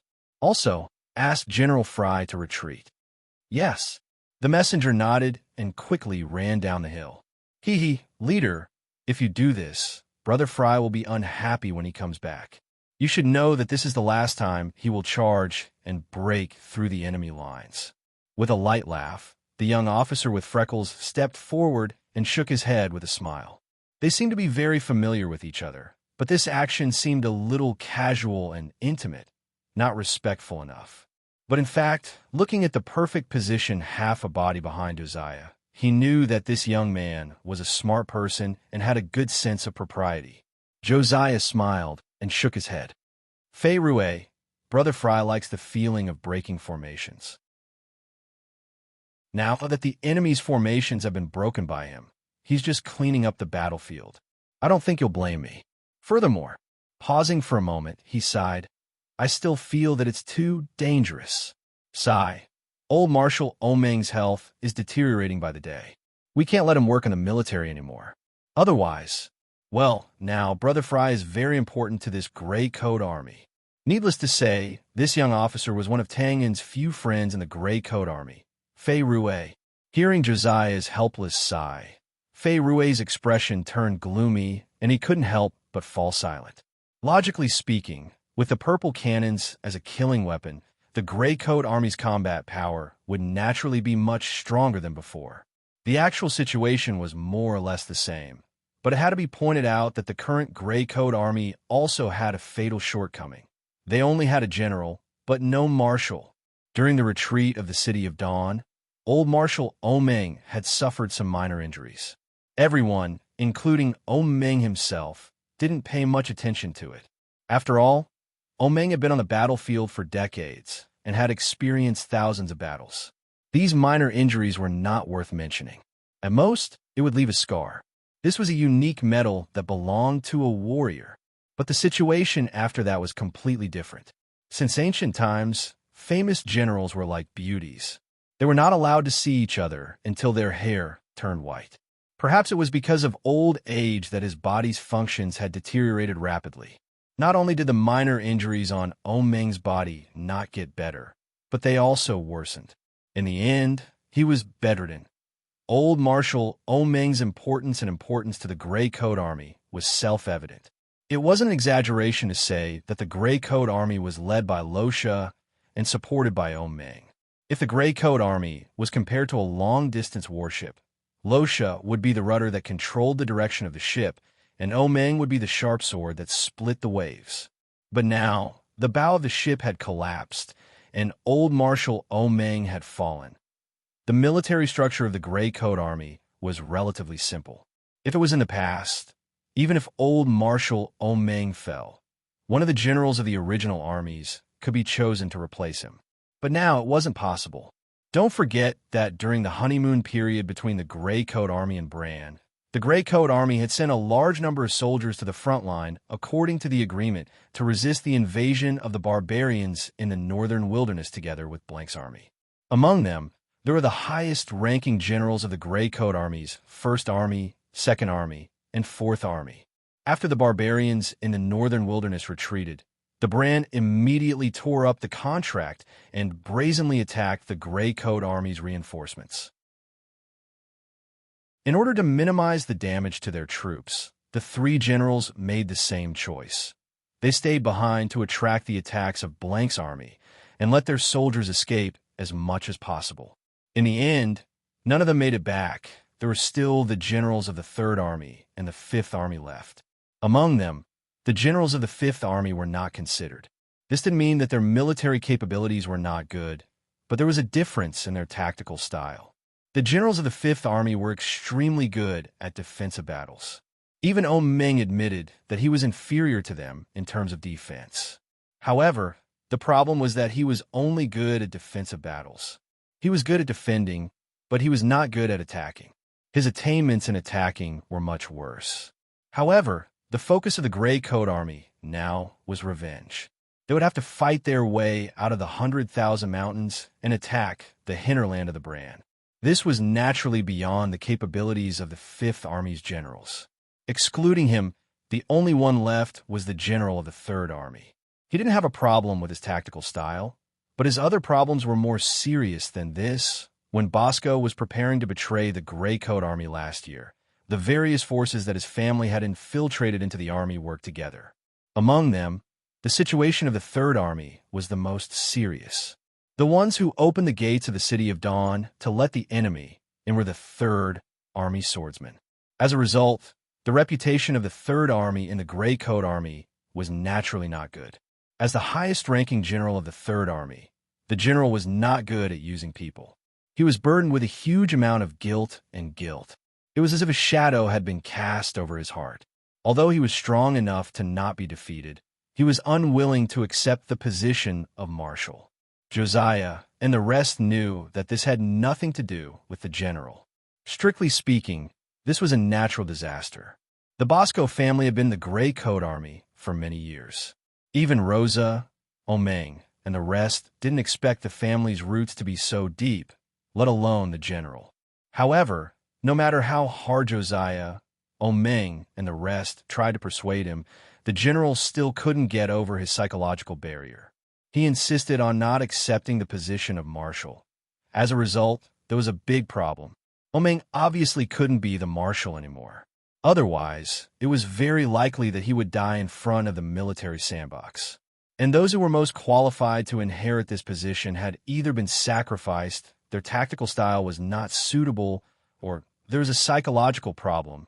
Such a huge Gray Coat Army, with hundreds of thousands of soldiers and horses, was actually a group of dragons without a leader. This was really a ridiculous thing. Helpless, Josiah and the rest could only put aside the qualifications and look further. Fortunately, the new students had their own benefits. The current Gray Coat Army structure was simpler, and the people were very simple. In the past, Rosa was the leader, but now Josiah was the leader. As long as they gave an authoritative order, basically no one would object. Or it could be said that even if they were dissatisfied, it would only be at that time. It wouldn't have any adverse effects. Therefore, when Josiah decided to put aside qualifications and brainstorm a fair choice among the officers above the regiment level, it would be a fair competition. Those who didn't have the position of deputy general would feel that this method was an insult to their status or something. Of course, the candidate chosen in this way naturally couldn't be the marshal directly. It would always take a period of time to prove his ability and convince Josiah and the others. Only then would he have a chance to command the three armies. Although there were some restrictions, the future was still bright. Therefore, many people were tempted at the moment. However, although the net was wide, there were very few who could really enter the eyes of Josiah and the other higher-ups. It couldn't be helped. This was a selection of marshal, not a selection of foreman. As the saying went, an incompetent general would exhaust the three armies to death. The current Gray Coat Army couldn't withstand any torment, so the conditions in all aspects were naturally harsh to an outrageous extent. It was also at this moment that Fry entered everyone's sight. If it was based on qualifications, Fry, who just happened to be above the regiment level and was qualified to participate in the selection, naturally had no advantage. If it was based on loyalty to the Gray Coat Army, although there was no practical standard, Fry, who had only joined the Gray Coat Army in the past 2 years, was naturally not qualified. However, even if this wasn't enough, that wasn't enough. However, it had to be said that Fry was very good at fighting. He was very good at fighting tough battles and winning battles. This was an indisputable fact. In the internal training of the Gray Coat Army, the Long Spear Regiment led by Fry had a domineering record of victory and an undefeated golden body. No one had been able to break it until now. Moreover, it was worth mentioning that Old Marshal Omeng also thought highly of Fry. 2 years ago, when Fry had just joined the Gray Coat Army, Omeng had thought of taking him in as his assistant and had even mentioned it in person. However, at that time, Fry had just joined the Gray Coat Army and wanted to rely on his own ability to move up, so he had politely rejected Omeng's good intentions. As the saying went, gold would shine no matter where it was. There was no problem with Fray's professional military accomplishments, not to mention his undefeated golden body in the Gray Coat Army. In the history of the past, he had made a name for himself in Blank's army with his long spear. He was also brave enough to shock the three armies. Even now, his legend was still circulating in the Thunderbolt's army. In this way, under the situation where Josiah didn't care about qualifications and background, he naturally shone brightly among the marshal candidates. Other than that, there was actually another hidden reason. Not many people knew about it, but it also had an extremely important role. The relationship between Fry and Tangan. As mentioned earlier, Tangan didn't really have many friends in the Gray Coat Army. Other than Josiah, who was a family member, the first one would be Fry. The two of them had a life-and-death friendship. 2 years ago, it was Tangan who pulled Fry and the others to join the Gray Coat Army. Of course, Josiah was very clear about this, so it was impossible to say that he didn't have any selfish motives. There were many things in the world that seemed to be coincidental, but if one looked carefully, many of them were also man-made. For example, the selection boundary that just happened to allow Fry to participate. Of course, this wasn't actually considered cheating. First of all, the starting point was for the sake of the Gray Coat Army. It was also a good thing to broaden the boundary and allow more officers to participate. Moreover, even if Josiah secretly helped, if Fry didn't live up to expectations, it would be useless. After all, in the military, one had to rely on one's ability to speak. Such an example was Fei Rue, who was standing next to Josiah now. He had a terrifying mental arithmetic ability and was praised as a smart person by Tangan. Josiah also gave him a lot of power and promoted him from a small soldier in the military logistics department to a person with real power in the logistics department. Fei Rue didn't disappoint Josiah at all. In this extremely difficult year, Fei Rue relied on his terrifying calculation ability to make use of the limited food to the limit and fully maximized its use. Although in the end, he was given the nickname Stingy Rooster, his ability was really amazing. It was hard not to be impressed. Okay, back to the main topic. The process of selecting the marshal candidate didn't need to be described in detail. What was important to know was that Fry eventually became the marshal candidate. He rose like a rocket and officially formed the 6th Division of the Gray Coat Army and became the general of the 6th Division. 2 years later, he came to the side of the old Omeng and listened to his teachings every day. However, he was no longer an assistant, but a successor. Of course, as mentioned earlier, Fry wasn't a marshal in the true sense of the word. He was still in the observation period. For example, although Fry was the one who came up with the plan for this battle, it still needed to be discussed by more than 10 high-ranking officers, including Josiah, before it was finally decided. On the battlefield, opportunities changed rapidly.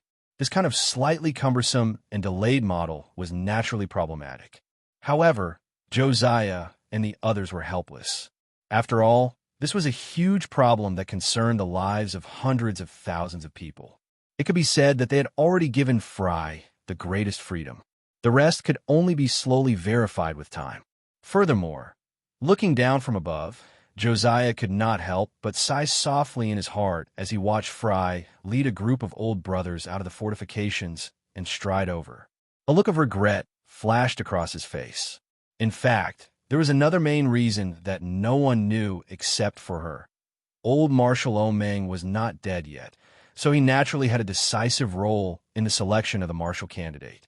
Among the many candidates, Omeng indeed approved of Fry the most. But this did not mean that Fry was perfect. Josiah clearly remembered Omeng's regretful evaluation of Fry. This was a warrior born for the battlefield. If there were no accidents at this age, he would be able to grow into a marshal of his generation. It was a pity that he had been idling in the mines for more than 10 years. This gap did not diminish his military talent, but greatly delayed and reduced the time and space for his improvement. The current him would have no problem becoming a general of an army, but there was still a long way to go before he could become the marshal of 3 armies. What a pity! Shaking his head slightly, Josiah looked at Fry, who was chatting happily with his old brothers not far away. His eyes flashed as he came to a realization. Perhaps Brother Fry also knew about his shortcomings and regrets. That was why when he had asked him to fight for the marshal's position, he had hesitated for a long time before agreeing. This was probably because he did not want to disappoint him for Tang's sake. It was just that this way, a heavy burden like a mountain was placed on his shoulders. That was why Brother Fry insisted on personally leading the troops this time. This was probably to relieve the heavy burden in his heart. Chapter 893. A few days later, at noon in the 100,000 Mountains. On the slightly steep mountain peak, the sun was gloomy and the wind was bitterly cold. A group of more than 100 people hid behind a pile of huge rocks, shivering in the cold. From time to time, they would struggle to get up and lean on the huge rocks to look into the distance. Then, they would quickly shrink their heads back and mutter curses, appearing extremely wretched and sneaky. Damn it! What kind of business is there in this lousy weather? Boss, let's retreat. As soon as he said that, a fierce-looking man squatted down while holding his head. Retreat, retreat, retreat. Only he knows how to retreat. If he can't even overcome a small problem, retreat and drink the northwest wind. Huff. Retracting his hand, a middle-aged man with a long scar on the corner of his eye and a cold temperament couldn't help but scold with a sullen face. However, that last involuntary shiver had greatly reduced the effect of this instruction. Looking at his subordinate's bitter expression, the middle-aged man felt a little embarrassed. He stretched out his hand again. What the hell are you laughing at? Do you think it's so easy to be a bandit? This is a F***king serious business. Being bold and ruthless is a must, but the most important thing is patience. Patience, do you understand? With patience, there's a very high possibility of a harvest. Without patience, not only will you drink the northwest wind, you will also lose your life. F***ck, I've said so much, and you don't even give me a F***king response? I understand. It's weird if you understand. After glaring at him, the middle-aged man waved his hand dispiritedly. Forget it. It's meaningless to talk to a newcomer like you. Laughing embarrassedly, the man came over with some flattery and asked, Boss, I don't understand.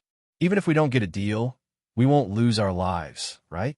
Besides, with the name of our Tigershark bandit group, who dares to provoke us in the 100,000 Mountains? The Tigershark bandit group was one of the top bandit groups in the 100,000 Mountains. Of course, the scale of their numbers wasn't just the 100 or so people here. This middle-aged man, who was called Boss, was just a small leader. To be more precise, This was actually a small robbing team of the Tiger's Heart Bandit group. Who dares to provoke us? Oof, you're courting death. The middle-aged man's lips twitched, making the scar on his face look like a twisted centipede, which made him look even more ferocious. Don't keep your eyes on your peers. The regular army of the brand station deep inside the 100,000 mountains is more than enough to annihilate us many times. If you don't believe me, you could try provoking him. Boss, you're being too. The burly man was obviously a little unconvinced. Originally, we were talking about the robbery, but you dragged the brand's regular army into it. It was like arguing about whether a wolf or a dog was more powerful, and you said that a dragon was more powerful. Wasn't that nonsense? Pa! Hearing the meaning of this brute's words, the middle-aged man was instantly enraged. He clenched his teeth and slapped him again. Damn it! Who accepted a hothead like you into the group? Fine, you're not convinced, right? I don't believe that I can't deal with you. Let's not talk about the regular army. Let's talk about something else. Do you know about the Fierce Wind Bandit gang?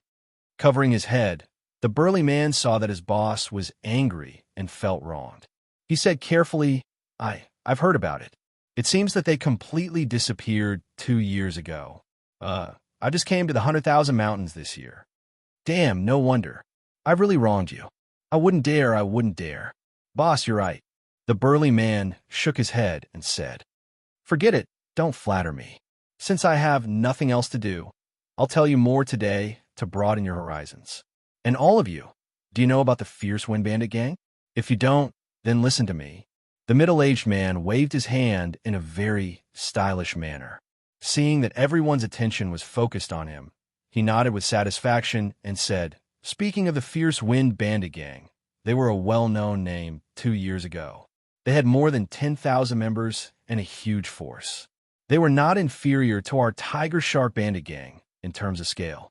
While we still occupy some of their territories, it's a pity that they provoked someone they shouldn't have provoked. As a result, they were completely uprooted overnight along with their mountain stronghold. Their entire army was annihilated. The burly man gasped when he heard that. Whoa, who do they provoke? They're so ruthless. You call this ruthless? Ha! The middle-aged man sneered disapprovingly. He seemed to have thought of something as fear flashed across his face. Then, he licked his lips and continued. Do you know who the original owner of Luaccio settlement is? The bandits were stunned when they heard that. Of course, they knew about Luaccio settlement. It was a settlement that was built in the past year. It was mainly used by the bandits to trade their stolen goods and trade with each other. This place was purely a product of chance. It was not built for long, but became famous very quickly. It became a paradise for all the bandits in the 100,000 mountains to trade their stolen goods and smugglers. The profits that it generated every day were extremely shocking. It was not an exaggeration to say that it was a large-scale gold mine that was flowing with gold coins. After a pause, one of the bandits said hesitantly, I heard that this used to be the territory of the Gray Coat Army. Yes, that's right. It was called Dawn City back then. The middle-aged man sighed emotionally. That period of time was a nightmare for all the bandits in the 100,000 mountains. Countless bandit groups, big and small, fell into the hands of the Gray Coat Army. There were at least a few hundred bandits, if not thousands. It was a land of misery. In the end, almost none of the bandit groups dared to appear within 100 miles of this place. It was simply too horrible to look at. As soon as he finished speaking, the bandits around could not help but gasp when they heard that. Their expressions were filled with fear. After a while, the burly man regained his senses and muttered softly. They were too arrogant. Did no one stand up to resist? Yes. The middle-aged man said leisurely. The boss of the Gale bandit gang gathered hundreds of middle-sized bandit leaders and prepared to join forces to suppress Dawn City. Well, you know the result. Silence, silence. A gust of biting cold wind blew rapidly, whistling through the holes in the huge rock. Everyone shivered when they heard that. They suddenly felt as if their bodies were frozen, as if they were in an ice house. After a while, someone said in a voice filled with relief, Fortunately, They were forced into the depths of the 100,000 mountains. I reckon they won't be able to come out for the rest of their lives. Well, actually, I want to say long live the brand soldiers. Agreed. Long live, that's for sure. The bandits' greatest enemy was the brand soldiers who came to encircle them from time to time. Now that they were shouting, "Long live the brand soldiers," one could imagine the impact the middle-aged man's words had on them. One could also imagine the nightmare that the Gray Coat Army's valiant achievements had on them. Just as the bandits were immersed in this feeling of fear and relief, a surprised voice suddenly came from above them. Here's a deal.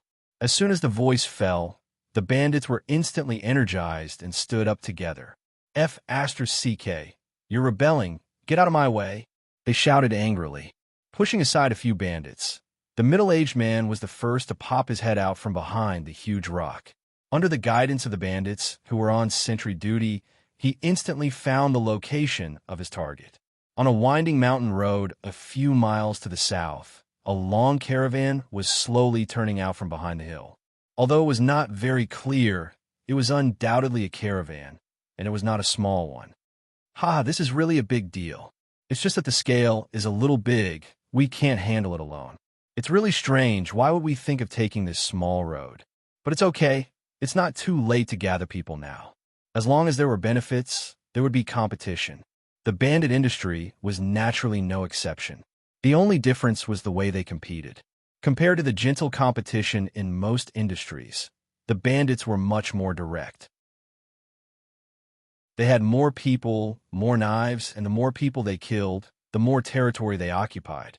As one of the top bandit groups in 100,000 mountains, the Tiger Shark bandits' territory was naturally not small. As a matter of fact, the surrounding area was their territory of plunder. However, due to the difference in terrain, there were differences in the distribution of manpower. The best terrain near the main road had more manpower. In such a remote path like this, there were relatively fewer people. However, just as the middle-aged man said, the surrounding dozens of miles were their territory anyway. Even if they could not take action, as long as they spread the news, this group of caravans would still not be able to leave here. However, before the news spread, the bandit on sentry duty's expression suddenly changed drastically, and he cried out involuntarily, What is that? Boss, look quickly." The middle-aged man was frightened and instantly became furious. F***, what are you panicking for? Can't you be a little more shrewd when you're so flustered? We're the King Tiger Shark bandits. Calm down. He turned his head unhappily, and his gaze instantly froze. In his line of sight, a few miles behind the caravans, rolling dust rose from the continuous mountains and spread wantonly. It was as if thousands of cavalrymen were charging at high speed on the mountain road, and the momentum was extremely shocking. In just a short moment, the caravans should have also felt this strange movement. Faint cries of surprise drifted over with the wind, and then the slowly moving caravans instantly sped up and rushed in this direction. What the hell is that? There was no need to guess. Under the strong blow of the biting cold wind in the mountains, the dust in the distance scattered slightly, revealing rays of reflected cold light that swayed incessantly. Although the bandits were generally not very educated, their years of robbing experience were not fake. Naturally, they could recognize that these rays of cold light were actually the reflection of regular armor. F***, regular army? F***, this business can't be done. Who was the one with the crow's beak just now that shouted long live the brand soldiers? That's not right. They are in such a hurry. They are chasing this caravan. What are they trying to do? In a mess of exclamations and curses, in the end, no one knew who took the initiative to ask the question first. When the bandits heard the question, they first subconsciously looked at the caravans that sped up in panic, and then turned to look at the brand regular army that was chasing after them. An absurd thought quickly rose in their minds. They hesitated. Are they trying to rob us? F***, what kind of world is this? Even the brand regular army is out to rob us. F***, can't they give us a way out? Chapter 894. The Blank's army had become bandits in the sea, directly robbing caravans passing by. It had to be said that this news was too absurd. Even though the situation in front of them was very similar, the bandits still couldn't believe it after coming back to their senses.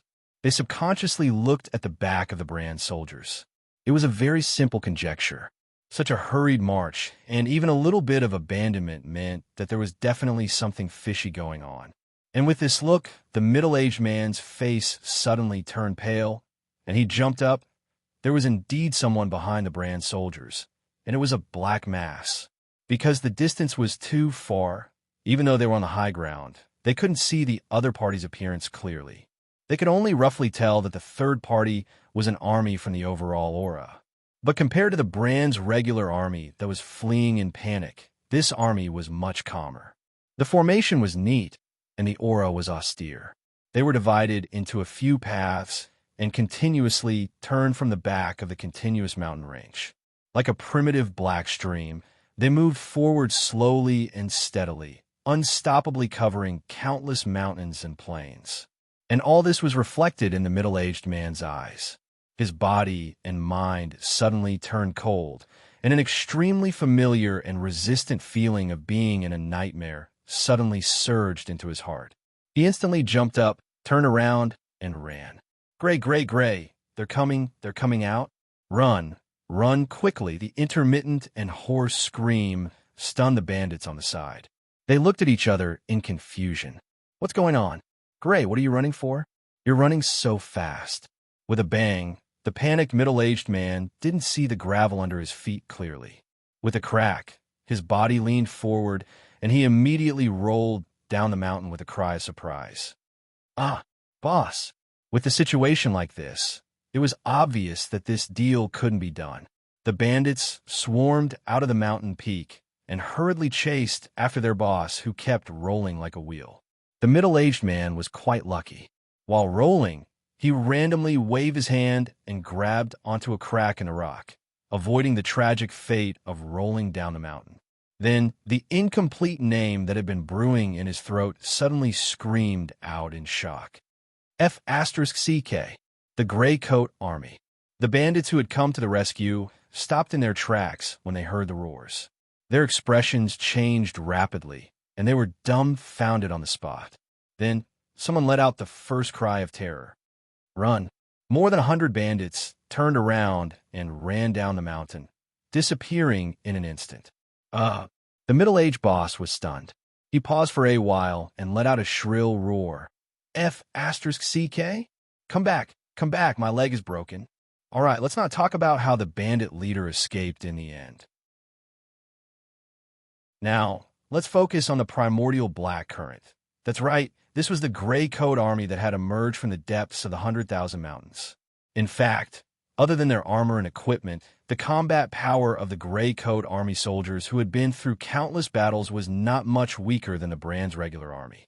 From a certain point of view, the Gray Coat Army soldiers who had no way out and only had a strong desire for revenge, freedom, and a new home were much stronger and had more morale than the brand soldiers who only fought for their pay and glory.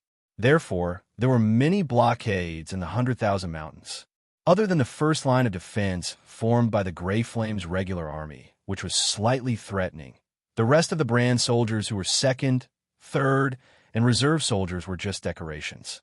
Now that the Gray Flame's army had been easily defeated by the Gray Coat Army, the rest of them were naturally unstoppable. They crushed everything in their way without any pressure at all.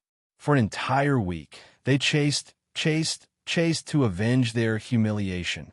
Last year, this group of brand soldiers chased the Gray Coat Army. Today, the Gray Coat Army chased after the brand soldiers in the same way. Both sides went back and forth for thousands of miles until the brand soldiers threw away their armor and completely collapsed.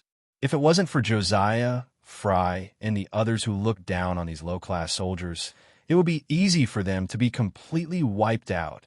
After passing through the perfect place to rob, the brand soldiers quickly caught up with a large merchant caravan that was already in despair. However, other than forcefully enlisting some horses, the brand soldiers who were on the verge of collapse naturally didn't do anything else. They abandoned this strange, large merchant caravan and instantly whistled through the air. Then, before the large merchant caravan could rejoice and set off again, they tragically found themselves surrounded again. This time, there seemed to be more people on the other side. Fortunately, today must be the large merchant caravan's lucky day because they encountered the gray coat army this time. While they trembled in fear, they were beautifully ignored again. More than 100,000 gray coat army soldiers rumbled through the mountain road beside them as if they didn't see them at all. All that was left was dust in the air and messy footsteps on the ground. Gray coat army? After a while, the chubby leader of the merchant caravan wiped the sweat off his forehead and muttered in disbelief. He was indeed the leader of a merchant caravan who had traveled extensively.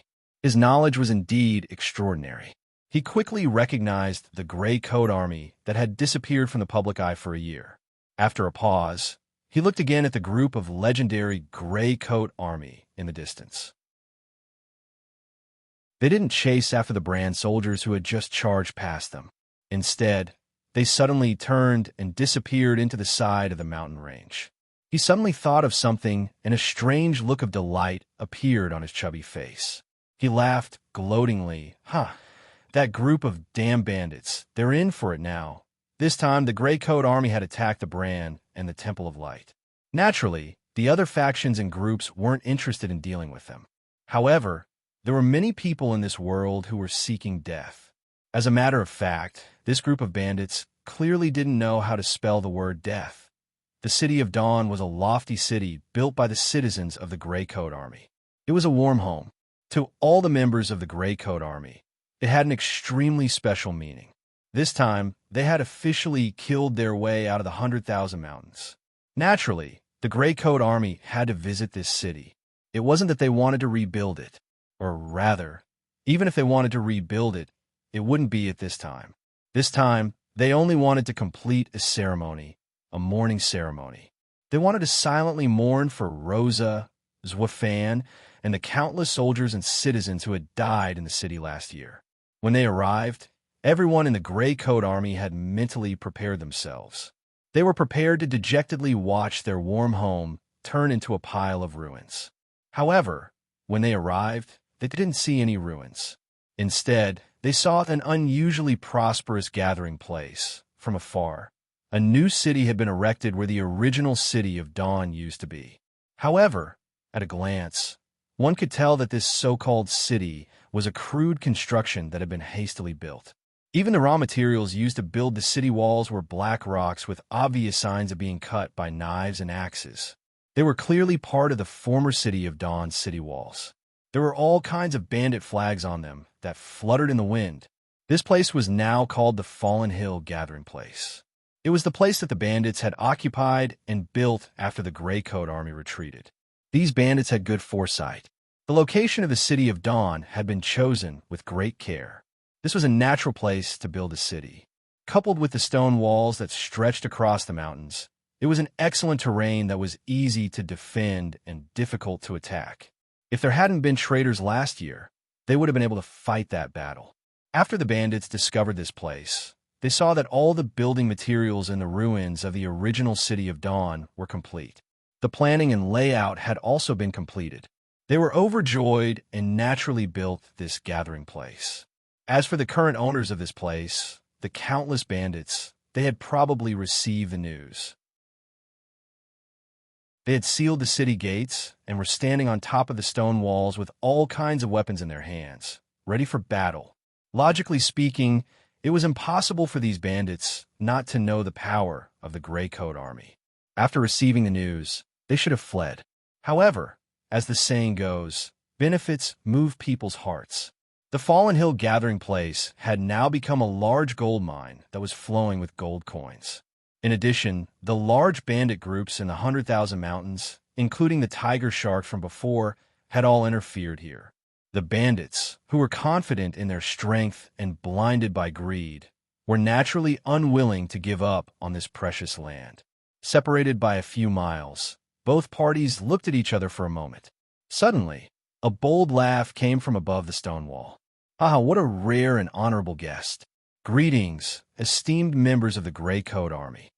As if he had just come back to his senses, Josiah narrowed his eyes and frowned. The black mass of Gray Coat Army soldiers and civilians behind him did not make a sound. They raised their heads and watched quietly. The silence was somewhat frightening. There was no response, but the boss of an unknown bandit group was not angry. His tone did not change as he continued, "I'm sorry, everyone. We didn't handle this matter well enough. However, I hope that everyone can understand. After all, after that incident, this place has become ownerless. Even if we don't come here, someone else will. Of course, I can understand everyone's feelings now. Why don't we sit down and discuss how to solve this problem first? Don't worry, I admire all of you from the bottom of my heart. I know that all of you are people who will do great things. So, as long as it's within my power, I won't refuse any compensation." His words were sincere, and his posture was very humble. It had to be said that these words were indeed very pleasant to the ears. Of course, no matter who looked at the black mass of soldiers in front of them, who knew how many tens of thousands of silent soldiers, they would basically feel the same way. Due to the domineering reputation of the Gray Coat Army, although these bandits were protected by the city walls, it was impossible to say that they were not afraid. However, as the boss of the bandits had said, since the Gray Coat Army had been defeated by the Brand soldiers, this place had become ownerless. It was natural for them to occupy it. You have to be reasonable about this. It's okay if you don't want to be reasonable about this. You must have come here to do great things. You must have taken revenge on the Brand Empire. In this way, the destroyed city of Dawn will not be of any help to you. Why don't you just give it to us? Of course, everyone who came here to make a living depended on their abilities. They all had this awareness. Therefore, if you want to take this opportunity to ask for some compensation, don't be shy. It's not a problem at all. Even if you want to share the profits of the Loachio colony, it was also negotiable. However, after saying so much, I don't know what everyone thinks. About this, that you don't have to be so polite. Amidst the bewildered voices, the black mass of people a few miles in front of the city suddenly moved. Some people took off their hats, and even more people took off their helmets. They placed their hands on their left chests and bowed with their heads lowered. This movement spread rapidly in all directions like a tidal wave. In just a short moment, everyone was silent and mourning. A solemn atmosphere instantly enveloped the entire place. The heavens and the earth were silent. On the city walls, the bandits looked at each other when they saw this. Some of them had smiles on their faces. They thought that the Gray Coat Army had accepted their fate. There were also some who were confused. After all, the Gray Coat Army's posture did not seem like they were expressing their gratitude. Moreover, even if they were extremely grateful, they would not bow for such a long time. There were also some quick-witted bandits who twisted their bodies uneasily. They vaguely felt that a huge danger was quietly brewing. He lowered his eyes slightly and muttered to himself, "Aunt Luosha, we are back. Long time no see. This year has been really long, and many things have happened. Just as you thought, I became the leader and annihilated the traitorous Bosco family. Many familiar people have left forever. There's so many things. I will slowly tell you later. Now," straightening his body, Josiah smiled slightly and his eyes turned red. "Haha, I think you have had enough of the noise from these motley crew. It's okay. I will give you some peace and quiet first." After saying this, he pursed his lips and turned to look at Fry. Nodding, Fry licked his lips and looked at the messy colony in the distance. He revealed a slightly ferocious expression and pulled out his sword. "Pass down the order, disperse, and encircle. 1 hour. After 1 hour, I don't want to see any dirty thing standing here, even if it is a brick." "Yes." Many of the messengers around heard this and immediately dispersed. No one wanted this originally warm home to be occupied by a group of bandits and built these messy buildings. After a short while, the black mass of people moved again. The soldiers on the left and right wings rushed up quickly and circled around the city. It was obvious that they wanted to form an encirclement. What are they doing? We can discuss. Everything can be discussed. F***CK. I gave you face, but you don't want it. F asterisk king refusing a toast only to drink a forfeit. Fry frowned and determined the direction of the sound. He moved his sword and pointed at a certain place on the wall. With a cold face, he said, "Noisy kill." After saying this, a few muffled sounds came from the crowd that rushed up like a tide. A few flaming meteors instantly crossed the distance between the two sides and accurately hit a certain place on the wall. Boom, boom, boom. Flames flashed and stones flew everywhere. The sound of falling into the river suddenly stopped. Amidst a series of cries of alarm, right under the eyes of the bandits who didn't know what was going on, the wall that had been able to give them a sense of security collapsed like a piece of cheese that had been bitten off, filling the air with dust. There were groups of mountains in the distance, and the wind was biting cold. Unknowingly, a shadow covered the sky. The gloomy sun in the sky quietly slipped behind the clouds and covered the sky tightly. It seemed that it could not bear to see the massacre that was destined to happen here. Chapter 895. The Gray Coat Army had made their way out. Just as the Gray Coat Army was mercilessly cleaning up the bandits who had taken over the nest in the 100,000 Mountains, the news had already spread like wildfire in a certain area of Bulin. Not many people knew about it, but it was enough to cause a huge uproar. The first to receive the news was naturally the Northern Military Division. Although the previous blockades were useless, the Bran officers were not stupid enough to not send people to spread the news. Shock, disbelief. All these emotions gradually reached the peak. After confirming the authenticity of the news, the military leaders started to panic. One must know that because of the recent actions of the Northern Wilderness tribes, everyone's attention was on the front lines. Who would have thought that before the barbarians even attacked, their own backyard would be on fire? In just a few days, numerous military orders were sent out from the Northern Military Division like snowflakes. New soldiers, reserve soldiers, retired veterans, second class, third class, and even unranked. No matter how strong they were, as long as they had a military record, they would not let them go. The military leaders crazily sent their troops into the cities around the 100,000 Mountains. At the same time, they prayed that the Gray Coat Army would be like last time, not attacking the central area of Bran and using peaceful methods to solve the problem. Without a doubt, such a wishful thinking was really naive. If one made a mistake and failed, it was still forgivable. However, if one made the same mistake on the same matter, then it was not a matter of forgiveness, but a matter of IQ. Josiah's IQ was obviously not a problem, so... Morning, Shanghai City. As a trading city in the north, Shanghai City was bustling with people and cars every day. However, in the recent few days, the people in the city suddenly felt that the atmosphere was a little weird. The 4 city gates were closed all day, and all kinds of large city defense equipment that had been sealed for a long time were transported out of the warehouses and onto the city walls. Following which, a large number of soldiers flooded into the city, and the nobles' carriages rushed out of the city towards the central area of Bran. Following which, the atmosphere in the city dropped to the freezing point, and the city officially entered a state of emergency. At this time, even the nobles and merchants could not leave the city. Honestly speaking, such a situation made the people in the city, who had always been calm and peaceful, feel uneasy and afraid. They knew that something must have happened, but they didn't know exactly what had happened. The barbarians of the Northern Wilderness were attacking? Impossible. Not to mention the fact that they didn't receive any news about this before. Even if the barbarians from the Northern Wilderness had really entered the Bran's border, they wouldn't have been able to reach Shanghai City, which was located in the hinterland of the Bran. The Gray Coat Army had disappeared for an entire year. In addition, Bran had strictly controlled the news about the Gray Coat Army.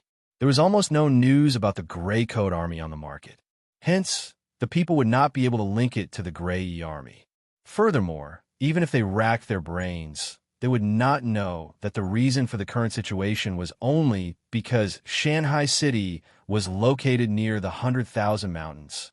That's right, the geographical location of Shanghai City was right beside the 100,000 Mountains.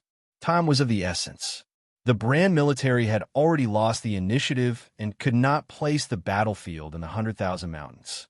Now, they could only move their forces into cities like Shanghai City and wait for the decision of the Gray Coat Army. War or negotiation? The gloomy sun slowly climbed to the top of the eternal parabola. Suddenly, a cry of surprise came from somewhere, and the western wall was in an uproar. Looking down from a high vantage point, countless black dots that looked like ants were constantly moving in the distant mountains. They rushed out of the mountains one after another and converged into the plains, forming a boundless black line that connected the north and the south. It carried a piercingly cold, fighting spirit that covered the sky and the sun as it pressed down like thunder. At this point, the hope of the Brand military was shattered. The Gray Coat Army had officially charged out of the 100,000 Mountains and attacked the Brand. Shanghai City. In the middle of the army, Josiah was still holding a magic wand and wearing a weird armor. He looked at the city wall in the distance and said, "I remember a few years ago when I was being chased, I entered the 100,000 Mountains from here with Uncle Darren and the others. I officially joined the Gray Coat Army and saw Annie Rosa. That small team, Annie Megan died and Boar betrayed us. Only Uncle Darren and I are still alive. Of course, there was still Tang In, but Josiah didn't mention him. He shook his head. I didn't expect that I would walk this path again and with such an identity. And thinking about it, it's quite interesting. In the past, he was being chased. Now he was being chased, so the feeling was naturally different. Of course, Josiah and the others didn't choose Shanghai City as their main target out of all the cities around the 100,000 Mountains because they were sad. It was because Shanghai City was famous and important enough. The reason was simple. Since they were going to fight, they had to make it painful. I don't have any complicated feelings. And I just hope that the name of the city of commerce in the north isn't just for show." Fei Rue shrugged his shoulders. Looking at the Shanghai City that was getting clearer and clearer, he licked his lips and his eyes lit up. "Let's fight our way in. Once we do that, I can have a good night's sleep." Huh? The higher-ups were stunned when they heard this, but they couldn't help but laugh. Just like what was introduced before, Fei Rue's current identity was one of the big shots in the logistics department. This position was supposed to be filled with benefits, but with the addition of the Gray Coat Army, it instantly became difficult. The leaders of the logistics department of the other organizations were mostly thinking about how to deduct the profits from the materials that went in and out without leaving a trace. Fei Rue, on the other hand, was thinking about how to split 1 copper coin into 2 copper coins and spend 4 copper coins. In the end, he would receive 8 copper coins. This was so stressful. This was not a job that humans could do. Someone joked, "That's not a problem. After we enter the city and take over the treasury, I'll let you sleep on top of the gold coins for a night. I guarantee that you'll have a good night's sleep." Haha, that's a good idea. I think it will work. What are you laughing at? Fei Rue curled his lips and continued to complain. "You don't know how hard it is because you don't know how hard it is to be in charge. I told you to be frugal, but you didn't listen. The battle a few days ago was just a bunch of bandits. Why didn't you just charge in and kill them? Why did you have to use the purple barrel cannons to destroy the low walls? Why did you have to say, 'I don't want to see anything dirty standing here in an hour'? Not even a brick. You guys felt good and were so domineering, but the exploding crystals that you shot out were all money. If it wasn't for Tang, if it wasn't for the brothers outside sending in so many exploding crystals, I want to see what you guys could be so arrogant today." The more he spoke, the more agitated he became. Thinking about how he had almost pulled out all his hair in the past year, Fei Rue was in tears. Ahem. Okay, your hard days are over. You'll definitely be able to replenish your energy when we enter the city. Fry coughed twice and heard that he was being dragged into the conversation. He could not help but feel a headache coming on. Josiah's thin eyebrows moved slightly when he heard this. He turned his head and said solemnly, "Brother Fry, according to our previous discussion, the army will be completely under your command after we enter the city. Please restrain everyone and remember the motto of the Gray Coat Army. Our enemy is Blank's army and the rich but heartless nobles. Do not do anything that disturbs the people. Otherwise, you will be severely punished. Fry also knew that this was a serious matter. The Grey Coat Army was formed from the commoners. Of course, they would not do anything that would destroy their own foundation. He nodded solemnly. Rest assured, leader. When Josiah heard this, he smiled and did not say anything else. However, if their conversation spread to Shanghai City, the brand soldiers on the city walls would probably go on a rampage. The battle had not even started, and you guys were talking about what would happen after entering the city. What was the meaning of this? You guys are obviously looking down on us. In truth, there was no need to look down on us. A few miles outside the city, which was the maximum firing range of the Mjolnir on the city walls, flags were raised high, and the 100,000 Grey Coat Army stopped in their tracks. The atmosphere was solemn, and the birds did not come close. The battle was about to begin. There was no declaration before the battle, and there was no interest in mocking the enemy. Fry squinted his eyes and looked at the empty space between the two sides. He waved his hand. In an instant, rows of Grey Coat Army soldiers with sabers on their backs and shovels in their hands stepped into the open space. They didn't care about the cannons that were raised high above the wall. They bent down and focused on digging the ground with their shovels. Mud splashed everywhere, and the place was in full swing. A cold wind blew, and dust flew everywhere. The battlefield was silent, and the atmosphere was a little weird. The Bulan soldiers on top of the wall looked at each other, dumbfounded. Logically speaking, in a siege battle, the enemy shouldn't be rushing to the bottom of the wall with the ladders and leaving behind a large number of corpses. If the enemy was strong enough, they would be able to quickly occupy the top of the wall. Or should they be swept down and come back after a breather? What kind of move was digging? Digging a tunnel into the city? Please, don't you think it's too late? Moreover, how could they dig a tunnel so openly? Why not just dig down the city walls? You must be joking. Not to mention whether or not this method would work. Even if it did, such a huge project would take a few days. TSK, I think those brand soldiers are calling us fools. Fei Rue smacked his lips, shook his head, and sighed as he watched the soldiers dig a hole and bury themselves in it. That was indeed the case. After being stunned for a moment, bursts of laughter suddenly came from the city walls in the distance. It did not stop at all. The wind was mixed with mockery and ridicule, like, lowly people will always be lowly people. They don't forget to farm even when they're fighting a war. It's okay. Josiah's lips curled up slightly. Smart people laugh at fools, and fools laugh at smart people. Both sides will feel equally happy. Well, let's see who will have a last laugh.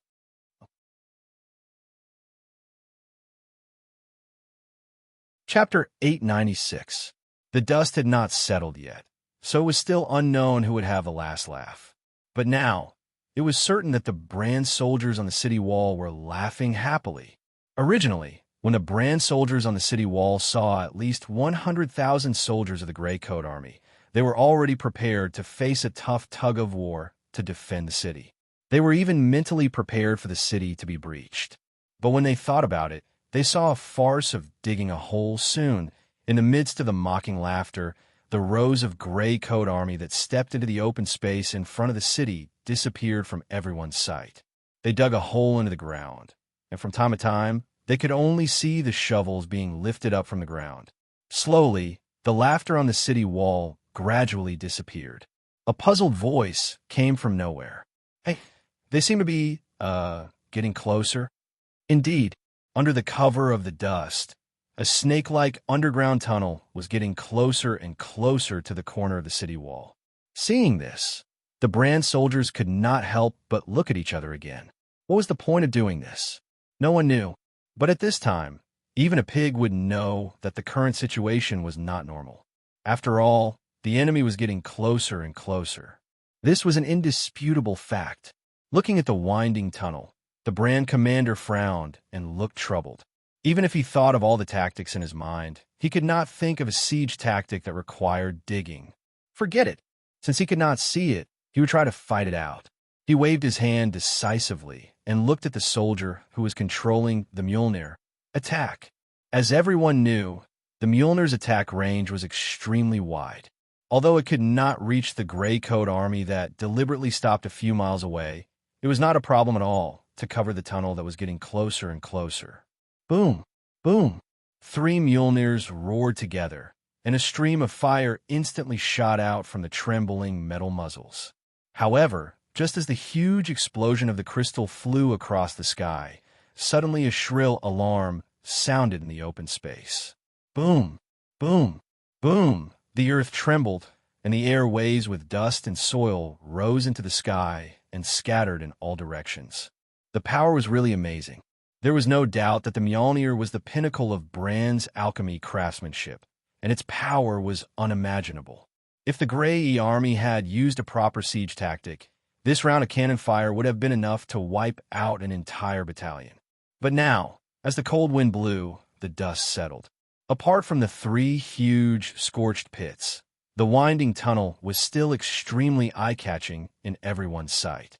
After a pause, the shovel was raised again, and the soil continued to be dug up. Everything was normal, as if nothing had happened just now. Bang! The commander's face turned ashen as he punched the brick wall. At this point, not only him, but even some of the veterans had figured out what was going on. The greatest power of Mjolnir was, of course, the explosion. If it was hit directly, even a high-level martial artist would end up without a corpse. However, on the battlefield, the Mjolnir's greatest damage came from the ring-shaped shockwave that rolled out after the explosion. It was not an exaggeration to say that as long as one was hit or even grazed by the shockwave, one would immediately experience the supreme pleasure of being thrown into the air and freely disintegrating in the air. But now, the Grey Coat army soldiers had already collapsed in the tunnel before the explosion. In this way, as long as they were not unlucky enough to be hit by the Mjolnir, the shockwave that roared from the ground would naturally not hurt them who were hiding in the pits. Damn it, how did this group of lowly people think of this method? Looking at the Mjolnir that had always been successful on the battlefield losing its power, the Brand soldiers on the wall panicked. Their faces were full of unconcealable shock. Some of the retired veterans who had been to the front line even thought that if the northern wilderness barbarians knew of this method, then would the Brand still be able to defend the border with all kinds of Mjolnir series defense equipment? With a shiver, the commander of the Brand came back to his senses and subconsciously shook his head. No, there must be a flaw in this method. Thinking of something, the commander looked at the curved tunnel, and his eyes suddenly lit up. Yes, the number of lowly people digging the tunnel was not many. If they took the initiative to open the gate and send troops to attack, this method was indeed the right remedy for the problem.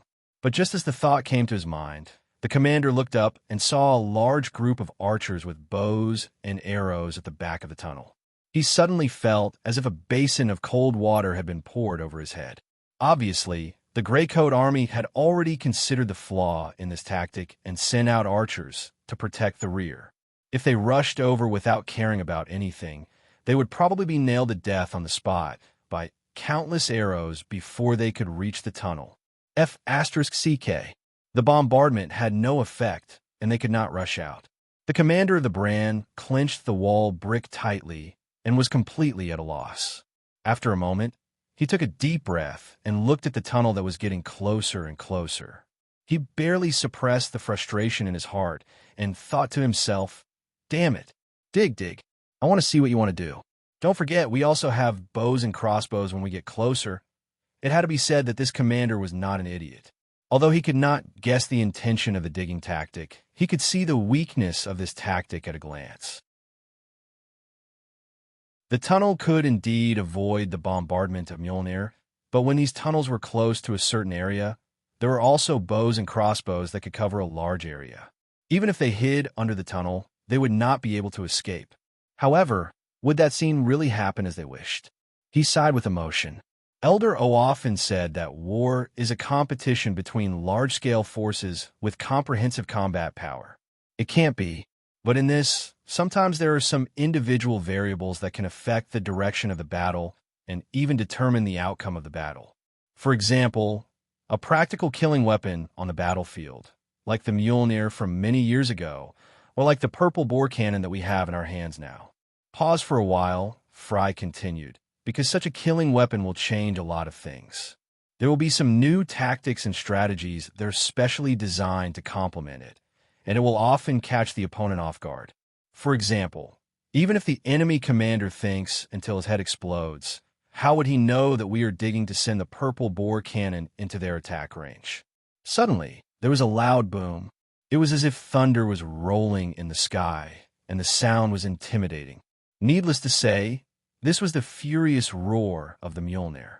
Although the commander had already decided to wait, looking at the tunnel getting closer and closer, he could not help but panic. This was the reason why the unknown was the most terrifying. It was also because of this that they had resorted to such a hysterical method of bombardment. As for the result, they continued to dig, and they continued to get closer. There were no changes. Feeling the anxiety of the enemy commander, Fry laughed and pointed at the Shanghai city wall. His expression was firm and confident. "We have taken down the first battle." That's right, this was the true first battle of the Gray Coat Army. As for breaking through the blockade, it was just a warm-up. Although the battle had not even started, it seemed like they were too arrogant and careless to think that they would win. However, Josiah and the others were not surprised. Fei even changed the topic and asked curiously, "Is it just a killing weapon? What about people?" "Oh, I'm talking about those heroes who could decide the outcome of the battle alone." This was the difference between experts and amateurs. Fei was good at logistical management, but in terms of commanding, he was a complete amateur. In his opinion, compared to weapons of mass destruction on the battlefield, heroes who appeared out of nowhere were undoubtedly more attractive and legendary. They were also more in line with the aesthetic standards of laymen. Fry did not mock such amateurs. Thinking about it, he nodded. There is one. Army God Z. As long as he stands there, it will be an impeccable and perfect strategy. Although it was difficult for Fry, who had wasted more than 10 years, to climb to the top of the military, Zi's supreme position in the hearts of all the warriors could be seen from the fact that he was praising Zi so wholeheartedly, to the extent that it was a little nauseating. This position was not to be doubted. Even Fei Ruwei, who was not good at military affairs, fell silent when he heard this. After a while, he sighed and said with a face full of joy, Luckily, Zi is dead. We have one less big enemy. Otherwise, it would be hard to say what would happen this time." When the upper echelons of the Gray Coat Army heard those words, they all nodded their heads in agreement. As people of the brand, it was impossible for them not to worship Zi.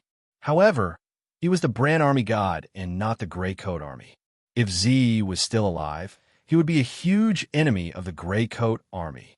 On the other hand, Josiah's expression was a little weird. Of course, he knew that the purple cannon was made by Zi. Now that he heard those words, his mouth twitched. He waved his hand to stop Fei Ruwei's impolite attitude. "In front of a huge battle, let's not talk about such things." He squinted his eyes and looked at the curved hole. "How is it? Is the distance enough?" Fry stretched out his hand to measure and nodded. "It's barely enough. That's it. If we continue forward, we will enter the range of the city defending crossbows." As he said that, he waved his hand behind him. The hundreds of people who had been waiting for a long time quickly jumped out from the archer camp. They carried something on their backs and jumped into the tunnel. Then they were like rats running in the tunnel, instantly disappearing into the ground. On the other side, Fry nodded towards Josiah and the others. His expression turned serious as he urged his horse to the front of the formation. It was okay to underestimate them before, but when it came to a real battle, they could not be careless. The war blade was already in his hand, so he did not need to do anything. When Fry entered the front of the formation, a murderous aura filled the air. It was like a dark cloud covering the sky, covering the Shanghai city wall a few miles away. When a person killed many people, he would naturally have the confidence to look down on everyone. An army that had seen the Chiqua battlefield and won many battles would naturally have a sharp edge that was as immovable as a mountain and disdainful of the world. With a hua sound, the city wall defending army that was made up of many random soldiers had never seen such a scene before. Following which, Under the scolding of the various officers, they returned to dead silence. They held onto their weapons tightly and swallowed their saliva with difficulty. Their eyes were fixed on the gray-shirt army that was slowly moving. Haze! Bran could not help but sigh when he saw the situation. He knew that the outcome of this battle was uncertain. Although the defending side had a natural advantage, and the casualty rate was 3 to 4 times that of the attacking side, it was normal. However, that also depended on the quality of the soldiers on both sides. The bunch in front of him that he thought was a bunch of thugs were obviously experienced soldiers. On the other hand, who knew where the morale of the random soldiers on his side had long been suppressed. Forget it, he would lower his target. As long as he could hold on for 2 days, no, 1.5 days, he would complete his mission of delaying them. At that time, he would lead his troops to retreat. Thinking about that, Bran took in a deep breath. His eyes were bright as he stared at the moving army in the distance. He was ready for battle. The battle was about to start. Everyone on the city wall, including the metal cannons, were focused on the moving army in the distance. However, at that very moment, suddenly, a series of muffled sounds sounded out like war drums, following which numerous fireballs filled the air above the city wall, instantly filling up every inch of their vision. What was that? That was their first reaction. Where did it come from? That was their second reaction. The next moment, cold sweat covered Commander Bran's forehead. He suddenly realized that he had forgotten something. The twisted tunnel that he did not know what to do. He quickly lowered his head and saw that at the front of the tunnel, hundreds of metal pipes were like hollow bamboo that had been cut from a root. The holes were facing him, and sparks were jumping out from time to time. What was that? Back to his first reaction, it was like a dead loop. Unfortunately, he would never have the chance to solve this dead loop again. Boom! Thunder exploded beside him, and there was a loud, buzzing sound in his ears. The first target of attack, which was the metal cannon barrel of Mjolnir not far away, was suddenly engulfed by the flames and disappeared in an instant. Boom. What followed was the large crossbows that were densely packed together. Under the explosion of flames, the faint sound of broken strings was like the whine of a moth that flew into the flames. Whoosh, whoosh, whoosh. Several thick arrows were released randomly because of the broken strings. Some shot directly into the sky, some hit the battlements, and several soldiers fell down the high city wall with them. Boom! Suddenly, the commander who was looking around blankly felt that his body was floating, and he instantly flew away from the top of the wall. When he looked back, the place where he had been standing had already turned into a huge, scorched pit. There were a few bodyguards who had managed to escape the calamity scattered around him. They were looking at him with eyes that were about to pop out of their sockets. They stretched out their hands and opened their mouths to shout something, but he couldn't hear them at all. Following which, he looked up and saw the city wall that was covered in flames and smoke. He also saw numerous soldiers falling off the wall like dumplings, waving their limbs around like they were drowning. Following which, his vision turned, and the scene in front of him suddenly changed. A few miles away, the gray-shirt army was like a black flood crossing the tunnel, crazily charging over.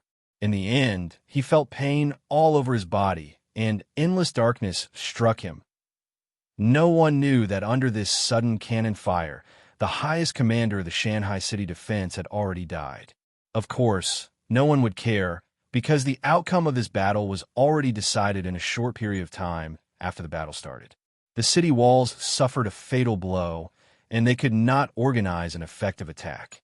The sparse arrows were also unable to block the charge of the tens of thousands of infantrymen of the Grey Coat Army. When the purple bore cannons easily turned their muzzles and destroyed the main city gate, everything would follow naturally. The majestic city walls, city defense heavy equipment, and the advantage of defending the city after the purple bore cannons appeared, they were all turned into dust. After entering the inner city, they met on a narrow path, and it was basically a battle of individual soldier quality. One side was like wolves and tigers, and their morale was high. The other side gathered together and did not know what to do. Naturally, the result was obvious after a short tug of war. The West City Wall was the first to fall. The Gray Coat Army that had surged into the city had split into several groups. They followed the main road in the city and swiftly pounced on the other three sides of the city. It was obvious that they wanted to completely occupy the city in a short period of time. The people who stayed behind cleared out the remaining soldiers on the West City Wall while chasing into the city. They surrounded those who retreated at the first moment, or rather, those who escaped without fighting. After a few days of silence, this city that was known as the Trading City of the North was finally bustling with activity once more. However, this time, it wasn't caravans or carriages that were running through the streets and alleys. Instead, there were brief encounters, pursuits, and counter-pursuits. From time to time, the sound of metal clashing could be heard. Sparks mixed with blood splashed everywhere. Excited roars and screams mixed together. In just a short moment, the city was plunged into chaos and clamor. As the Trading City of the North, Shanghai City was naturally much bigger than a normal large city. Hence, after a short while, close to half of the hundreds of thousands of Gray Coat Army people that stayed outside the city rushed in, occupying all the roads. It did not seem too crowded. Of course, at this time, the brand soldiers, who did not even have the advantage in terms of numbers, naturally collapsed.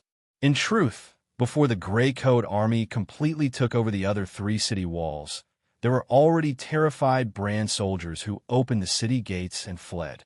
The army was defeated like a landslide.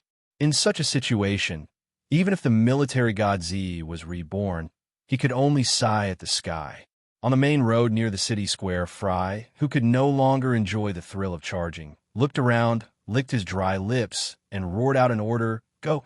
Send people to take over the city warehouse, the mayor's manor." "Oh, right, you have a map, right? This is my first time entering the city. Don't find the wrong place." Yes, the so-called map was naturally the work of Tang In, or more accurately, the work of the secret organization. In order to welcome the revenge of the Gray Coat Army, all the preparation work had been done to the extreme. He continued to roar.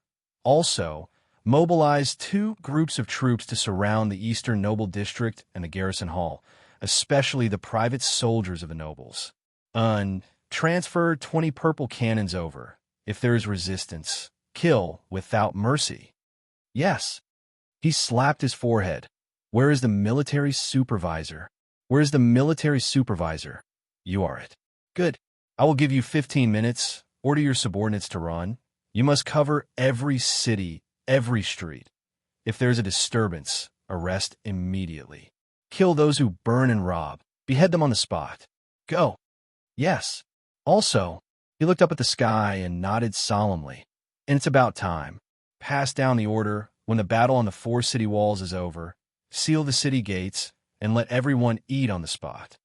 What are you waiting for? We have to fight the battle. Of course we have to eat lunch. Go, go. Yes.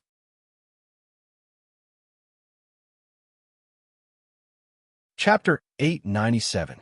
P.S. Reporting. The Civic Cat has returned to the cat house. Updates will continue as usual. At noon, as the western city gate was completely controlled and the other 3 city gates were closed one after another, the city of commerce in the north slowly calmed down again after an extremely violent uproar. Of course, it wasn't absolute silence. There were still large groups of soldiers running through the streets. Occasionally, there would be angry shouts, weapons clashing, and even screams. The fact that the Gray Coat Army destroyed Shanghai City's defenses so easily was out of everyone's expectations. With that, there were naturally some brand soldiers who couldn't escape the city in time. As the Gray Coat Army took over the city, they were like rats in a bellows, unable to advance or retreat. It was only a matter of time before they were surrounded and killed.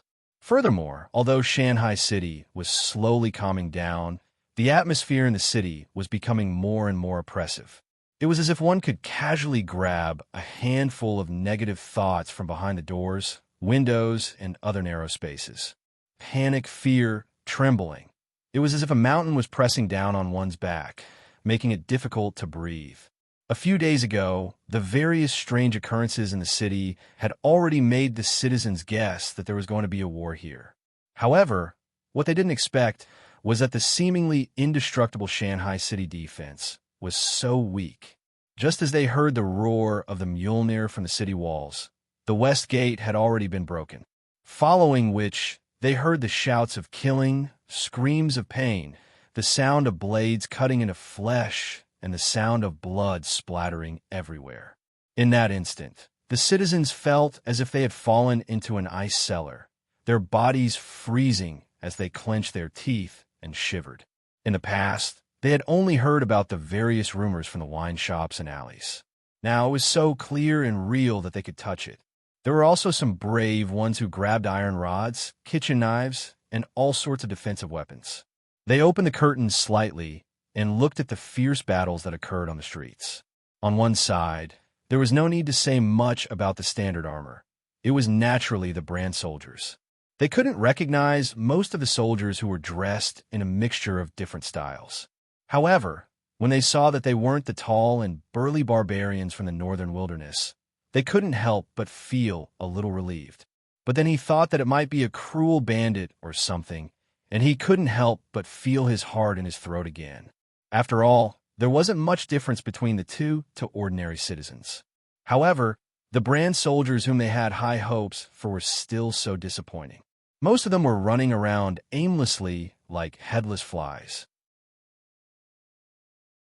After being surrounded, they barely managed to turn around and fight, but they were also hacked to death on the spot in a short period of time. There were even some who threw away their weapons and raised their hands in surrender. However, this cowardly action was not enough to save their lives. Soon, they fell into a pool of blood again. In comparison, the soldiers who came out of nowhere were much braver and crueler. There was no need for any captives under their swords, nor were there any survivors. At the end of the battle, they would often raise their bloody heads and roar towards the sky, seeming like they were crying and laughing at the same time. It was hair-raising to watch. It's over, it's over. It's really bandits. Under the fearful gazes of the citizens, Shanghai City finally returned to its original silence. There was basically no sound that could be heard anymore, following which large groups of bandits came under their noses and took over every street, alley, and even every corner of the city. This action undoubtedly deepened the fear in the hearts of the citizens. Look, the enemy has already spread out to prepare. Next should be the massacre of the entire city. Silence. Silence. Dead silence. It was as if even the air had become thick and thin.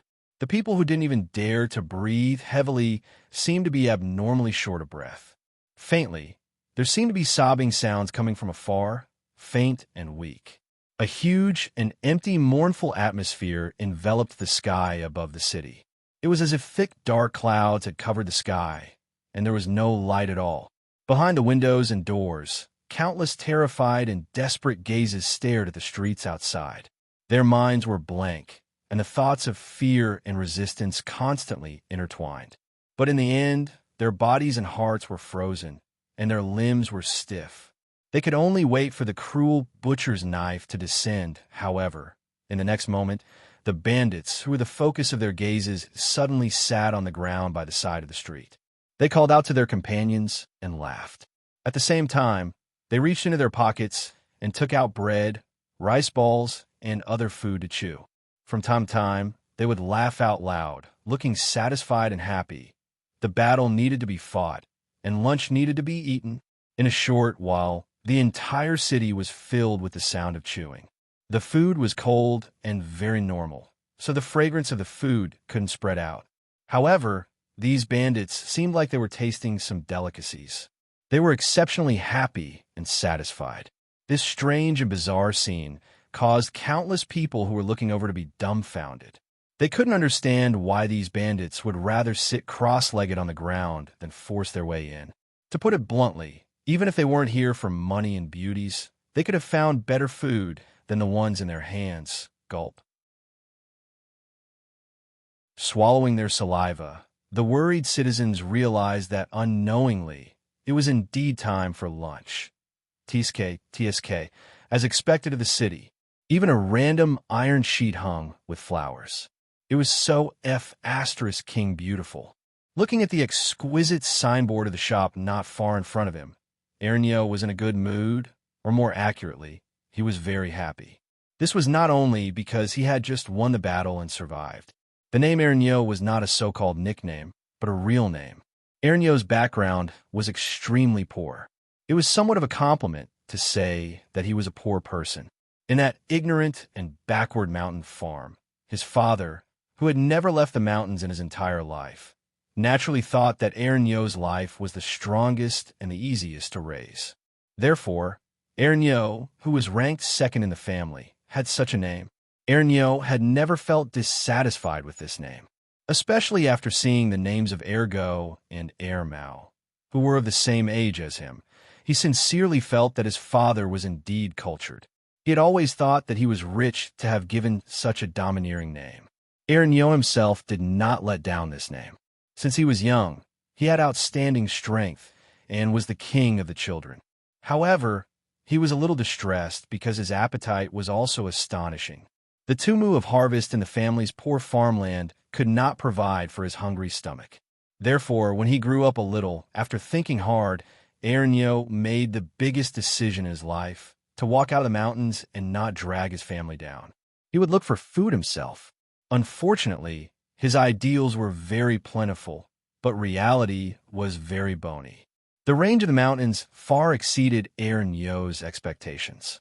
After eating the rice balls he brought and could not touch any wild animals, Ernio, who could only use all the flowers and plants in the desolate mountains to satisfy his hunger, finally fainted from hunger beside an unknown hill. He thought that he was going to die. Who would have thought that when he woke up, a bowl of hot noodle soup would appear in front of him?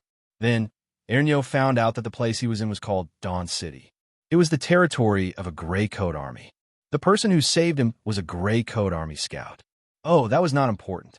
What was important was that after Ernio finished that bowl of delicious noodle soup, the craftiness unique to the people in the mountains immediately made him decide that he must shamelessly stay here. Yes, continue to eat noodle soup. He stayed here for 2 years. 1 year in Dawn City, and the other year in a desolate place deep in the 100,000 mountains. Ernio became a soldier of the Gray Coat Army. Oh, he was now a team leader. However, this was also not important. Although the people in the mountains were crafty, they were also kind. Since you gave me food, I had to work for you. This was fair and correct logic. More importantly, Ernio often ate noodle soup as he wished. Although he knew that there were many delicious things in this world, and noodle soup was only one of the most common types, Ernio still liked noodle soup the most. He liked it for no reason. It was a pity that Ernio, who was sitting cross-legged, carefully stretched the dough in his hands. He smacked his lips regretfully. There was no fire, water, or wild vegetables here. He could only eat it dry and could not make noodle soup. This regret disappeared in an instant. Ernio was soon happy again. This was because when he thought about the starvation days in the desolate mountains for the past year, it was already very good to be able to guarantee that he had food. Slurp. He sucked the thin and long noodles into his mouth. After chewing a few times, they fell into his stomach. Ernio narrowed his eyes. He felt the similar taste of the noodle soup strips. His face was full of enjoyment. The exquisite shop not far in front of him instantly lost its charm.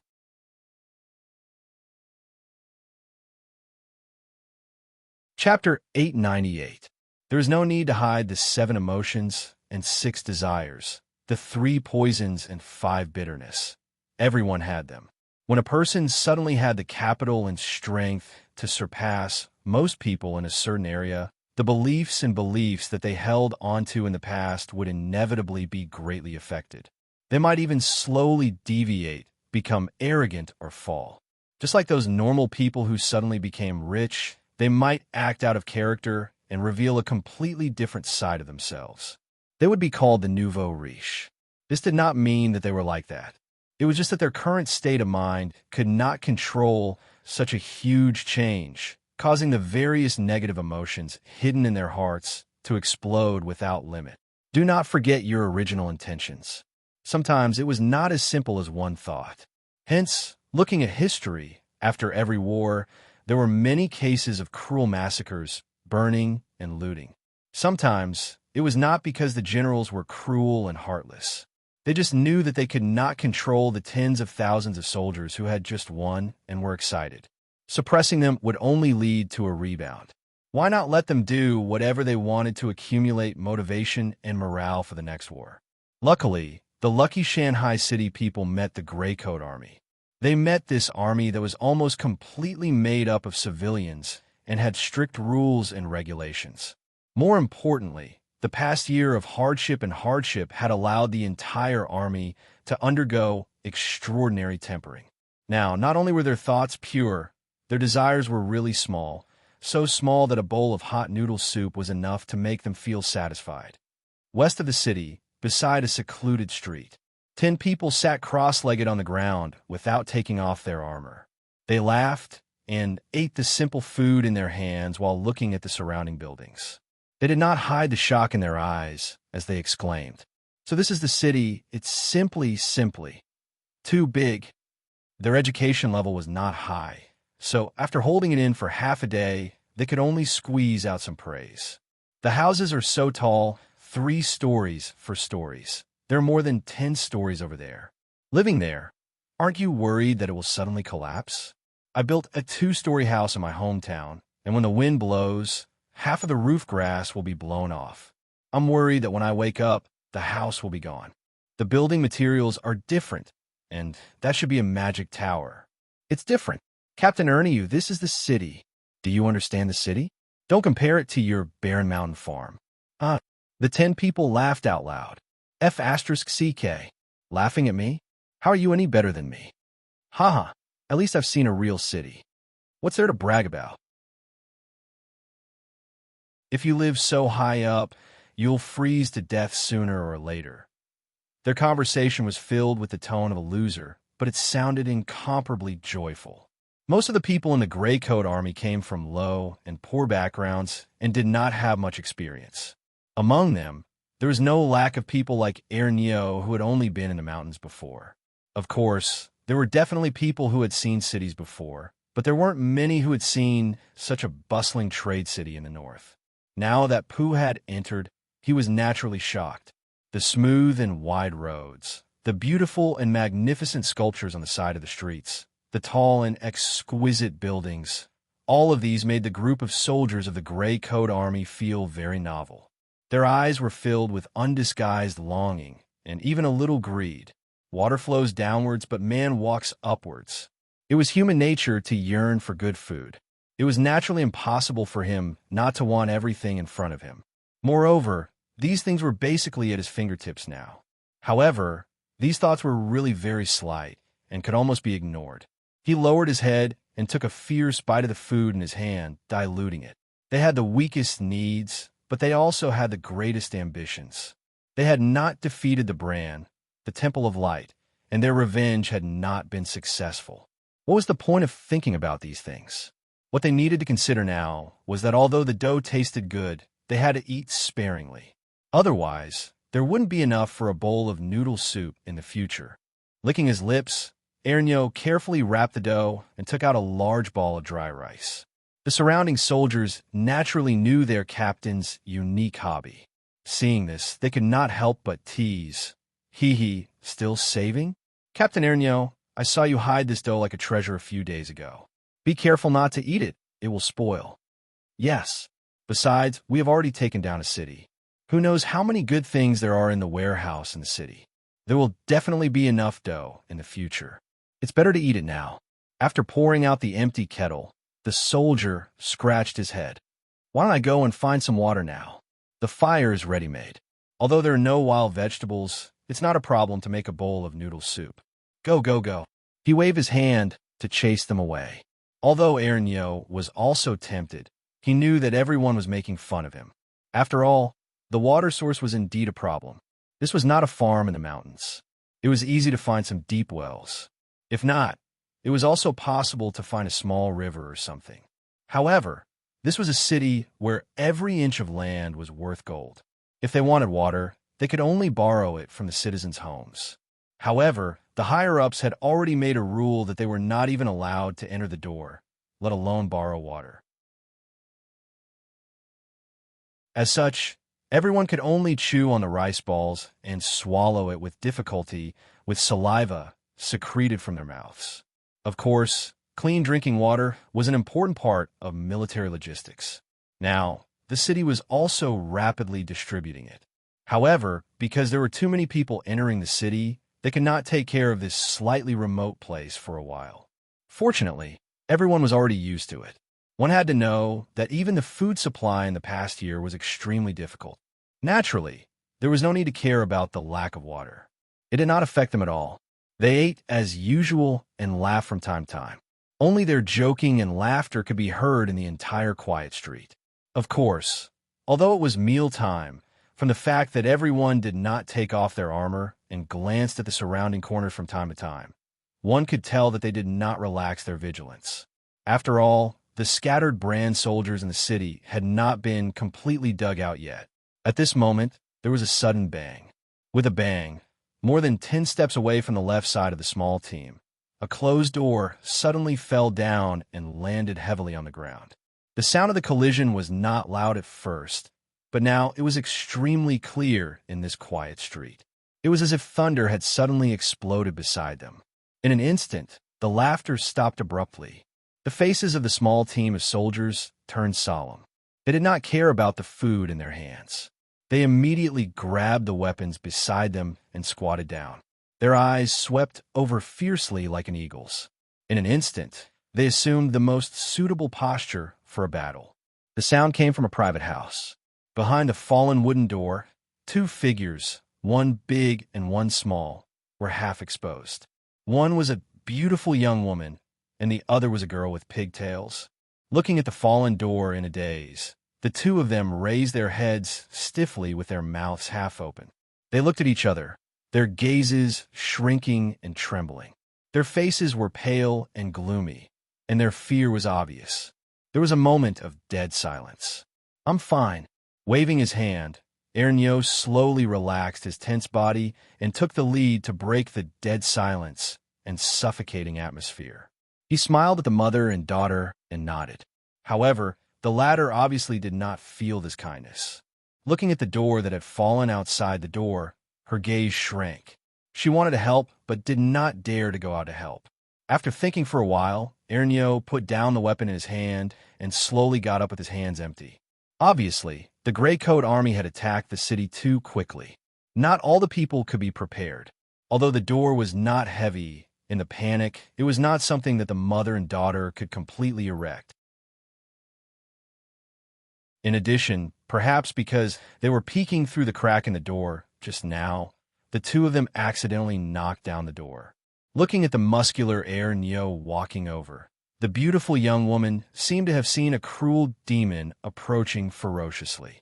She pulled the girl behind her and opened her mouth as if she wanted to say something, but the great fear made her unable to make a begging sound. She could not take a step forward to escape. She could only protect the girl behind her with her face full of despair. At the back, the dozen or so soldiers could not help but cover their faces and laugh when they saw this. They did not give the captain any face at all and looked as if they could not bear to watch. On the other hand, Ernio, who consciously put on the most brilliant and sincere smile, put down his arm awkwardly. Like an apprentice who had been reprimanded by his teacher, he lowered his head and walked a few steps quickly. He did not dare to look at the beautiful young woman again. He bent down and grabbed both sides of the wooden board and lifted it with force. However, just as he raised his head, a strong wind suddenly attacked his head. "Be careful!" A loud warning instantly sounded from behind him. Ernio instinctively turned his head. With a bang, the part of his shoulder that was close to his neck suddenly hurt. It was not a fatal attack. Ernio unconsciously raised his hand and rubbed the red side of his neck.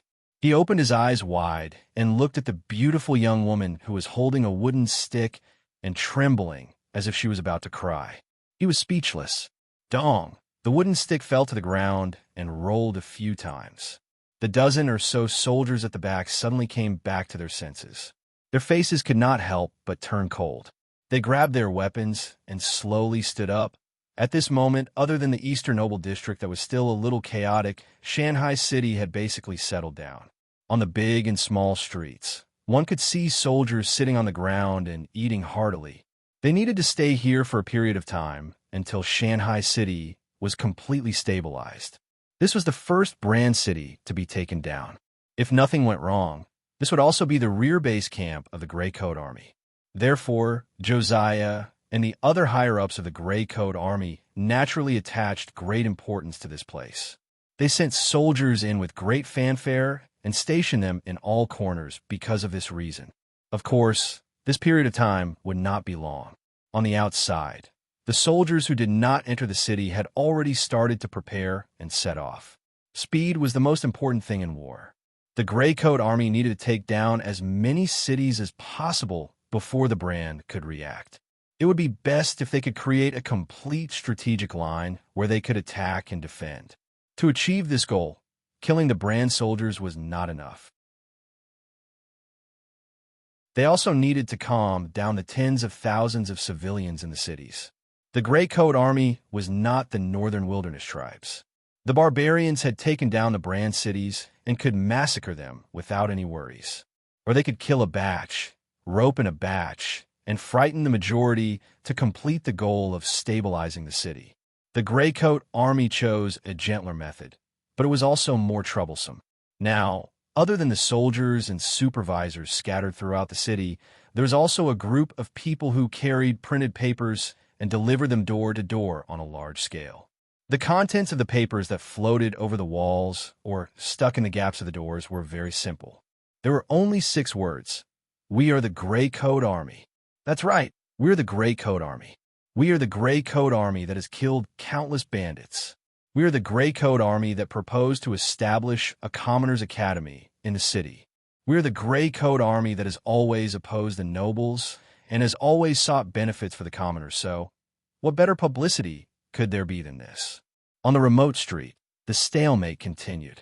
Ernyo looked innocent, while the dozen or so soldiers were vaguely angry. Originally, after we entered the city, we strictly followed the rules and did not cause trouble or disturb the civilians. We ate lunch on the street in the dust. Just now, we kindly went forward to help you and pull up the door plank, but we didn't expect to be hit in the head. How could we explain this? The beautiful young woman's face was filled with fear and despair. Her mind was blank. She did not even know what had happened just now. She only saw this demon who was as strong as an ox walk over with a malicious smile and subconsciously swung the stick. It's over, it's over. Not only did I not kill him, I must have angered him. I'm dead for sure now. However, go back, I'm fine. Ernyo turned his head and waved his hand at the dozen or so soldiers. Ernyo grimaced and rubbed his neck. With his strong body, even if the young woman's full strength hit his head, it would not be a problem. It was just that his neck was really fragile, and his voice was a little distorted after being hit. Turning his head, Ernyo looked at the young woman who was standing in a daze. He scratched his head and grinned. Hey, it's not safe outside now. You guys should stay at home. After saying that, he raised the door plank and put it into the groove of the threshold. Bang! The door plank was closed, separating them into 2 worlds. After doing all this easily, Ernyo, who was walking back, looked a little absent-minded. He was not angry. In fact, he did not think about it at all.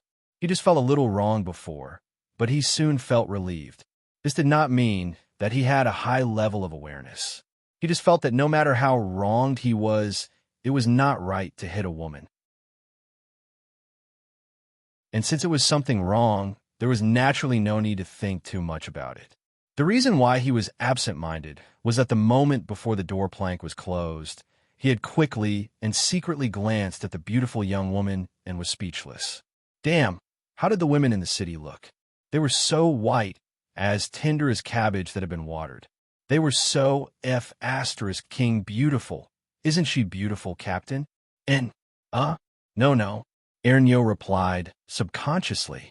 He immediately came back to his senses and looked at the dozen or so subordinates with mischievous expressions. He immediately blushed and hurriedly waved his hand to deny it. However, those dozen or so subordinates were actually brothers who had gone through life and death together. How could they let go of such an excellent opportunity to tease him? They immediately laughed out loud. Huh, admit it, Captain. You said it yourself just now. Are you tempted? If you're tempted, then go after her. Don't worry, Captain. We'll cover for you. It's a pity that she already has a child. What's wrong with having a child? If the man is not at home at this time, it means that she must be a widow. And a pretty widow. It's definitely not a problem to make a move. That makes sense. That makes sense. Captain has never touched a woman before. It's just right to find an experienced one. Get lost. All of you get lost. Don't talk nonsense here. Oh, you're still shy, huh? The reason why Aaron Yo could become the captain at such a young age was firstly because his personal strength was outstanding, and secondly, he treated people sincerely and did not have any ulterior motives. Therefore, although the dozen or so soldiers under him were mostly older than him, they were all very obedient to him. Only when it came to women, the young Aaron Yo really did not have much experience, so he was repeatedly ridiculed. Not to mention, this time, he admitted it personally under his carelessness. The result was naturally even more incredible. There was a commotion. Aaron Yo, who could not defend himself, could only lower his head and eat the rice ball. He pretended to be deaf. No matter what the dozen or so soldiers said, he pretended not to hear. Unexpectedly, he ate too quickly and accidentally swallowed the rice ball in his throat. His nose immediately turned sour, and he coughed repeatedly. He waved his fist and pounded his chest. He was really in a sorry state. Seeing this scene, the dozen or so soldiers were stunned for a moment before they slapped the ground and laughed loudly. They held their lower abdomens and laughed until tears came out of their eyes. I can't take it anymore. Captain, Aaron Yo was also helpless when he encountered such a group of losers. He could only rely on himself. He swallowed his saliva with difficulty and slowly swallowed the rice ball in pain. Just as they were rejoicing, suddenly, there was a creak. More than 10 steps away, the door that had just been closed was pushed open from the inside. A beautiful woman, holding a ceramic bowl, stood inside the door. She looked over and bit her lips. Her expression was very conflicted. The loud laughter instantly stopped. The dozen or so soldiers looked at the beautiful young woman in a daze. For a moment, they did not know what she wanted to do. Under the gazes of so many people, the beautiful young woman seemed even more nervous. After hesitating for a moment, she looked at Aaron Yo, whose face was flushed red and who was coughing nonstop. She gritted her teeth and stepped out of the door. She walked over quickly with an expression similar to that of a hero dying for justice. She came in front of Aaron Yo and stopped. She handed over the ceramic bowl. You drink. There was a pool of clear water in the bowl. It was rippling slightly with the owner's trembling palm. When the dozen or so soldiers saw this, they could not help but open their mouths in a daze. Aaron Yo, on the other hand, looked a little frightened. He looked at the bowl of clear water with a blank face. He even forgot to cough miraculously. One had to know that just now, the other party had regarded them as poisonous snakes and ferocious beasts. They were afraid that they would not be able to avoid them in time. They even went forward to help out of kindness and were hit by a stick. But now, after a short while, the other party actually gave a helping hand and brought water to save them. You're not drinking? The beautiful young woman had definitely mustered her greatest courage to be able to walk here. Now, when she saw the strange expressions of Aaron Yo and the others, she could not help but be frightened and asked in a trembling voice, "Drink! Cough, cough! Drink, drink!" With a quiver, Aaron Yo jumped up like a rabbit that had been shot by an arrow. He bowed repeatedly and did not care about being polite. He directly took the ceramic bowl and drank it. Wah! When they came back to their senses, the dozen or so soldiers immediately winked and made faces when they saw this. They cried out strangely.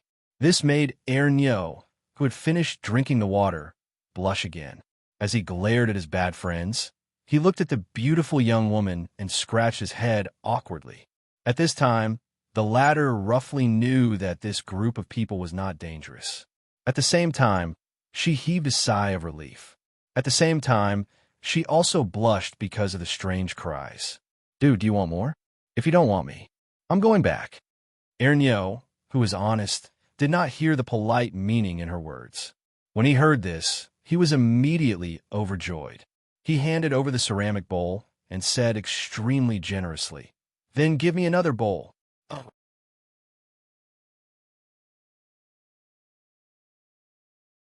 Chapter 899. There were tens of thousands of roads in the world. Some were wide, some were narrow, some were flat, and some were rough. However, as long as there was only one goal, one would be able to reach the same goal. For example, towards the brand cities that they had conquered, the northern wilderness barbarians were used to being overbearing. They used thunder and thunder to suppress and kill those who did not submit.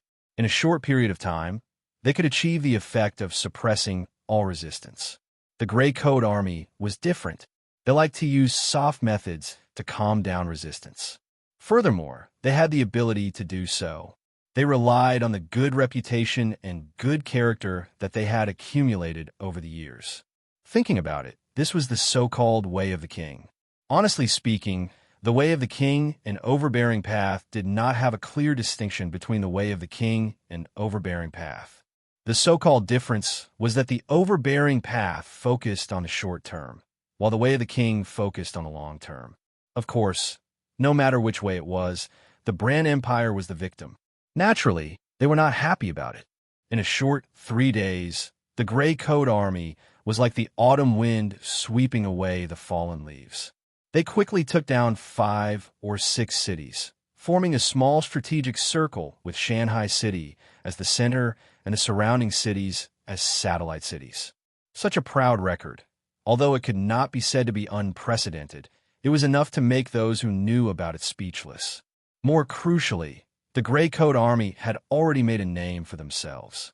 They did not need to spend so much effort to spread the news like they did in Shanghai City to prevent the people from mistaking them for bandits.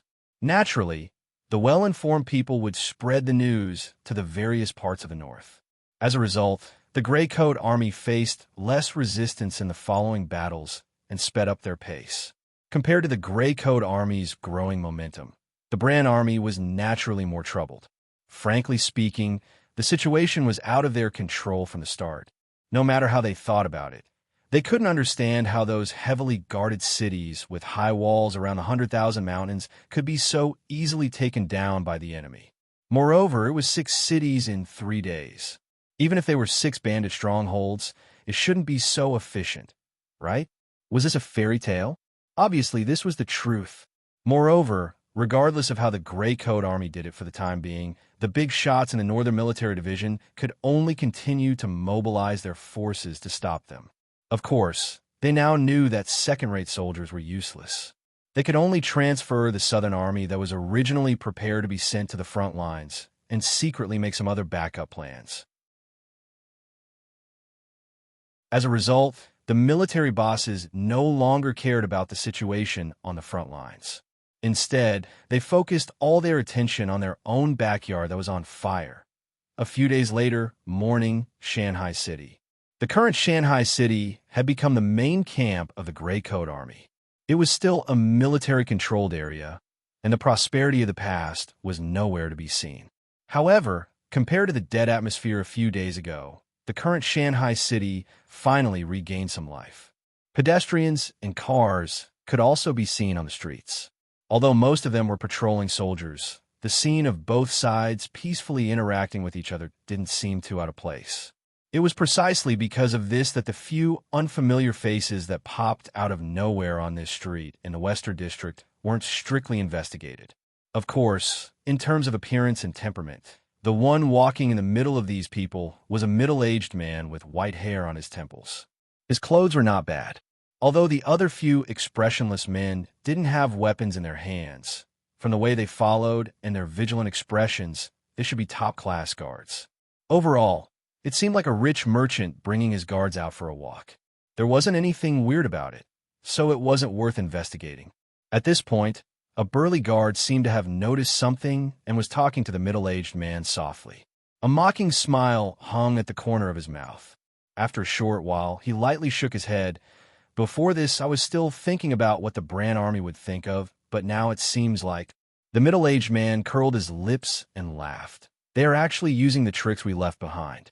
TSK, TSK, interesting. Hee hee, that's right. Who would have thought? Back then, when Leader Rosa was leading us everywhere, the other side wanted to assassinate Leader Rosa.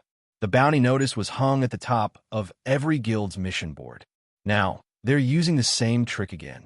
They changed the target to Miss Josiah and learned from us to change the bounty to secret martial arts manuals. Huh, don't they think it's boring? The corner of the guard's mouth twitched, and his expression was one of disapproval. After the middle-aged man's mocking words, he thought of something and narrowed his eyes. Although this method is a bit old-fashioned, for us, it's still very effective. Oh, there's nothing strange about it. To shoot a man, shoot the horse first. To capture the bandits, capture the leader first. It's just that the nature of the Grey Coat Army is a bit special. Well, if it's the Bran Army or the Northern Wilderness Army, even if the general dies, there will be a deputy general to replace him. It won't affect the battle too much. Oh, unless the person who dies is at the level of the god of war Z or the commander of the Northern Wilderness Ambrose. At this point, the middle-aged man seemed to have thought of something. His expression was sad and strange. Then, he shook his head and continued. But the Grey Coat Army is different. Everyone in the Grey Coat Army is too dependent on their leader, who used to be Luosa and is now Josiah. Because of this, after the battle in the City of Dawn, the Grey Coat Army was actually not weaker than the pursuers. But they still retreated thousands of miles into the depths of the 100,000 mountains. It was only when Josiah became the new leader that everyone recovered from the grief of Luosa's sacrifice. Pause for a while. So, don't be fooled by the fact that the Grey Coat Army is like a hot knife through butter. But if something happens to Josiah, well, the old guys in the Bran military have seen this point. That's why they have repeatedly used this method. And if I'm not wrong, the assassination this time will be more intense than before. Why? Because Josiah is not the leader of Luosa. She doesn't have the great god Zwafan by her side. The middle-aged man shook his head. The other party should know about Zwafan's origin and true identity. At least the big bosses in the Northern Military Division should know about it. Although the sword god let him do as he pleased and didn't seem to care about his disciple, he didn't care about him. However, the military bosses didn't dare to take this risk. The most they could do was to put up a bounty notice for Rosa in the guilds and let the martial artists who didn't know what was good for them come and assassinate him. They didn't dare to do it themselves. But now, the situation is different. I don't think there's any difference. The guard shrugged and interrupted the middle-aged man. Although Miss Josiah doesn't have brothers Zwafan, she has you boss, right? Ah, that's a good flatterer. I like it. The middle-aged man patted the guard's shoulder. With an attitude that didn't match his status, the middle-aged man smiled. Ha! The guards couldn't help but laugh when they heard the middle-aged man's words. One of the guards who was wearing a black hat lowered his head. But then, she raised her head slightly and pursed her lips into a faint smile. She looked a little bitter. The middle-aged man rubbed his nose and looked at the crowd in front of him. He didn't stop smiling and said casually, "Have you collected the information of the generals in the surrounding cities?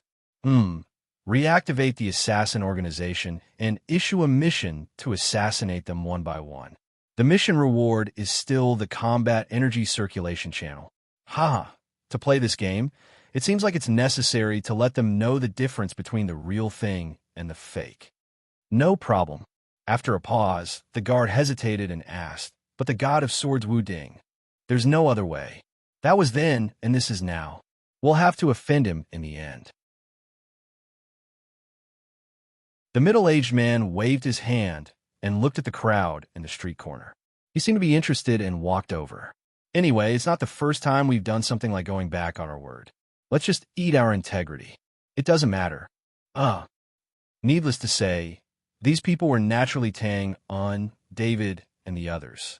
After the Grey Coat Army killed their way out from the depths of the 100,000 mountains, Tang, In, and the others who had been paying attention to them naturally received the news immediately. They should have arrived a long time ago, but Tang and took the gray space to do some other things. So, they had to wait until now to arrive. They didn't rush to inform Josiah and the others to welcome them. After all, Tangen's identity was still very sensitive in the Gray Coat Army. So, not only did they disguise their appearance, they even used special methods to sneak in when they entered the city. After entering the city, Tang In had actually been observing carefully, and the scenes he saw in the city caused him to secretly nod his head and even sigh with emotion. The reputation and character that the Gray Coat Army had accumulated over a long period of time was indeed excellent. Even if they had disappeared from the public eye for a whole year, now that they carried this golden signboard, there were still a lot of people who were willing to accept them. It was simply awesome. To be honest, Tangen didn't really understand this phenomenon. Tangen could still understand if a great villain who had committed countless crimes disappeared for a period of time, and then suddenly heard that he was going to come out to do evil, and immediately stirred up a storm in the city. But this kind of positive and touching phenomenon, well, anyway, Tangen couldn't understand it. So when he saw the people who should have been cursing the attackers a few days ago now gathered together on the street without any pressure, he immediately became interested and surrounded them. It must be Claire, that vampire. I've worked for his family for more than 10 years, and it's all in vain. Morris and his son, everyone, please vote for this pair of bastards. My daughter has been ruined by them. She's only 14 years old. 14 years old. I beg everyone, F***ck them, there's such a thing? Everyone, don't vote for Claire. Vote for this pair of bastards, and let them die now. And Julia, he rode his horse and knocked over my vegetable stall, but blamed me for blocking his way. He sent someone to break my left leg. It's this leg. This is the wound. Kill him. As soon as they approached, Tang In and the others saw the angry people, as well as the hysterical denunciations of various crimes that constantly entered their ears.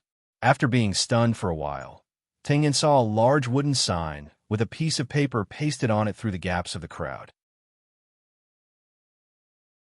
The names of Claire, Morris, and others were densely written on it. Below the names, there were more or less unknown marks drawn. Beside the wooden sign, there was a Gray Coat Army soldier in armor. As long as the surrounding people came forward to report their names, the soldier would add a mark under the corresponding name. It seemed that everyone only had one chance. After observing for a while, Tangen finally understood what was happening. This was a public trial. The names of all the nobles, rich merchants, and celebrities in the city were written on the wooden sign. They were the defendants, and these people were the plaintiffs. They loudly recounted the crimes of a certain name, and even called on the surrounding people to vote for the soldier to record it. Finally, the trial target was determined. Of course, under the innumerable crimes, the trial was just a formality. Those who were chosen to be tried would die without a doubt. However, the people did not seem to be very satisfied with this. Sir, are there only 10 places? Too few. Many people deserve to die. That's right. Kill them all. Quiet. Everyone be quiet. Amidst the questioning voices, the soldier took a step forward and waved his hand as he shouted, "Sorry, there are only 10 places now. We will judge the 10 criminals who have the most votes. As for the others who have also committed numerous crimes, we will confiscate all their belongings and drive them out of the city." As soon as he finished speaking, there was a sudden burst of cheers. Good. Well done. That's how it should be. Let them become paupers. Let's see how they can oppress others in the future.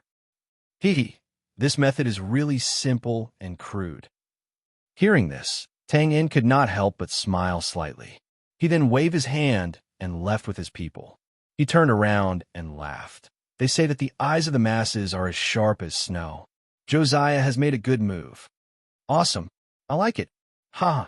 In this way, those nobles who usually do all kinds of evil will definitely not be able to escape from being stabbed in the head.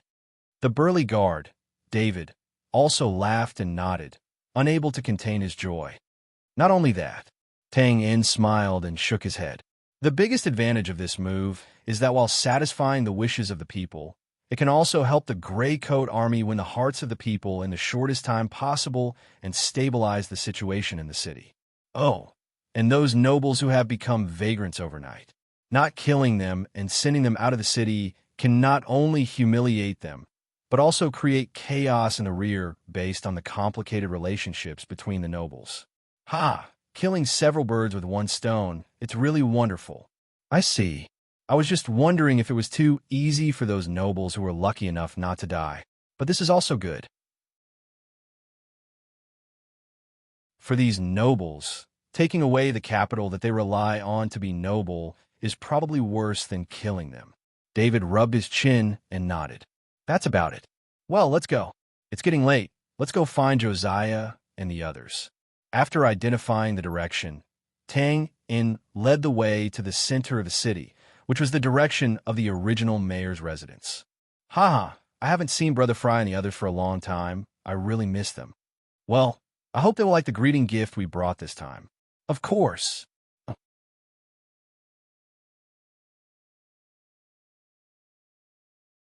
Chapter 901. Finally, he could touch the computer and the keyboard again.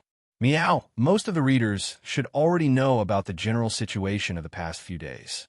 Let me briefly explain what happened here. Number 28 felt unwell.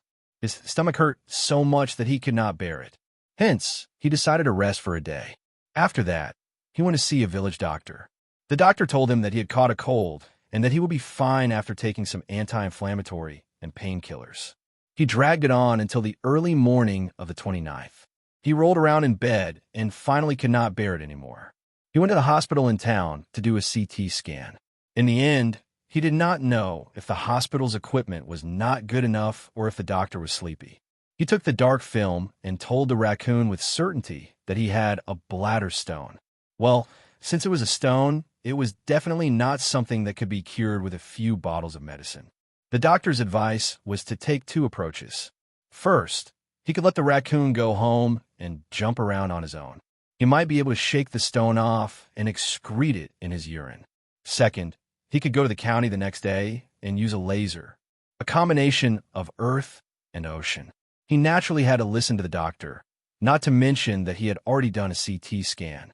Hence, at 3 or 4 o'clock in the morning, the raccoon walked around in his backyard. At that time, everything was quiet. The moon was bright in the sky, and the raccoon's pajamas were fluttering. He was alone in this beautiful scenery, walking and jumping at the same time. He was lonely and coquettish. The process did not need to be described in detail. Presumably, the readers had been reading for a long time and did not lack imagination. Then, at dawn, the raccoon excitedly rushed to the county with the intention of seeing the high-tech laser. Then, he was told that it was acute appendicitis. How should he put it? The raccoon's first reaction was not anger, but relief. He was glad that he was not good at dancing and did not dance too intensely a few hours ago. Otherwise, he would have perforated. After that, everything went smoothly. After the examination, he was immediately pressed on the stretcher. At noon, number 29 was immediately injected with anesthesia and carried into the operating room. According to the doctor, he had performed appendicitis surgeries on dozens of people this month. Only the raccoon's appendix was the biggest. When he took it out, he showed it to the raccoon. Yes, it was a sausage-like thing with white spots at the end, and it had already started to fester. He recuperated in the hospital for 2 days. As the raccoon did not like the smell of the hospital and the wound did not show any signs of infection, the doctor kindly gave him medical advice to go back and get an anti-inflammatory drip and recuperate on his own. Now, he had just reached home. This was the whereabouts of the civet cat in the past few days. Judging from Raccoon's character, the readers believed that he was telling the truth. And I just came back and looked at the book reviews and comment section. No one was scolding me for being an eunuch. Haha, I'm really touched. All right, let's talk about the next update. First of all, please rest assured, unless the raccoon was really dead, there was absolutely no possibility of the book being unfinished or unfinished. There was no doubt about this. Secondly, it wasn't realistic to update immediately after returning, because even if the civet cat was in good condition, his family would not allow it. He had to apologize to his book friends for this. Of course, it wouldn't take too long. The shortest was 3 days, the longest was 5 days. Once the civet cat is fully recuperated, the great demon king will return once again until the end of the book. Let's stop writing here. His mother had already shouted, and the pigeon soup was ready. All that was left was for the civet cat to taste it carrot. My respects to you. Hi, civet cat.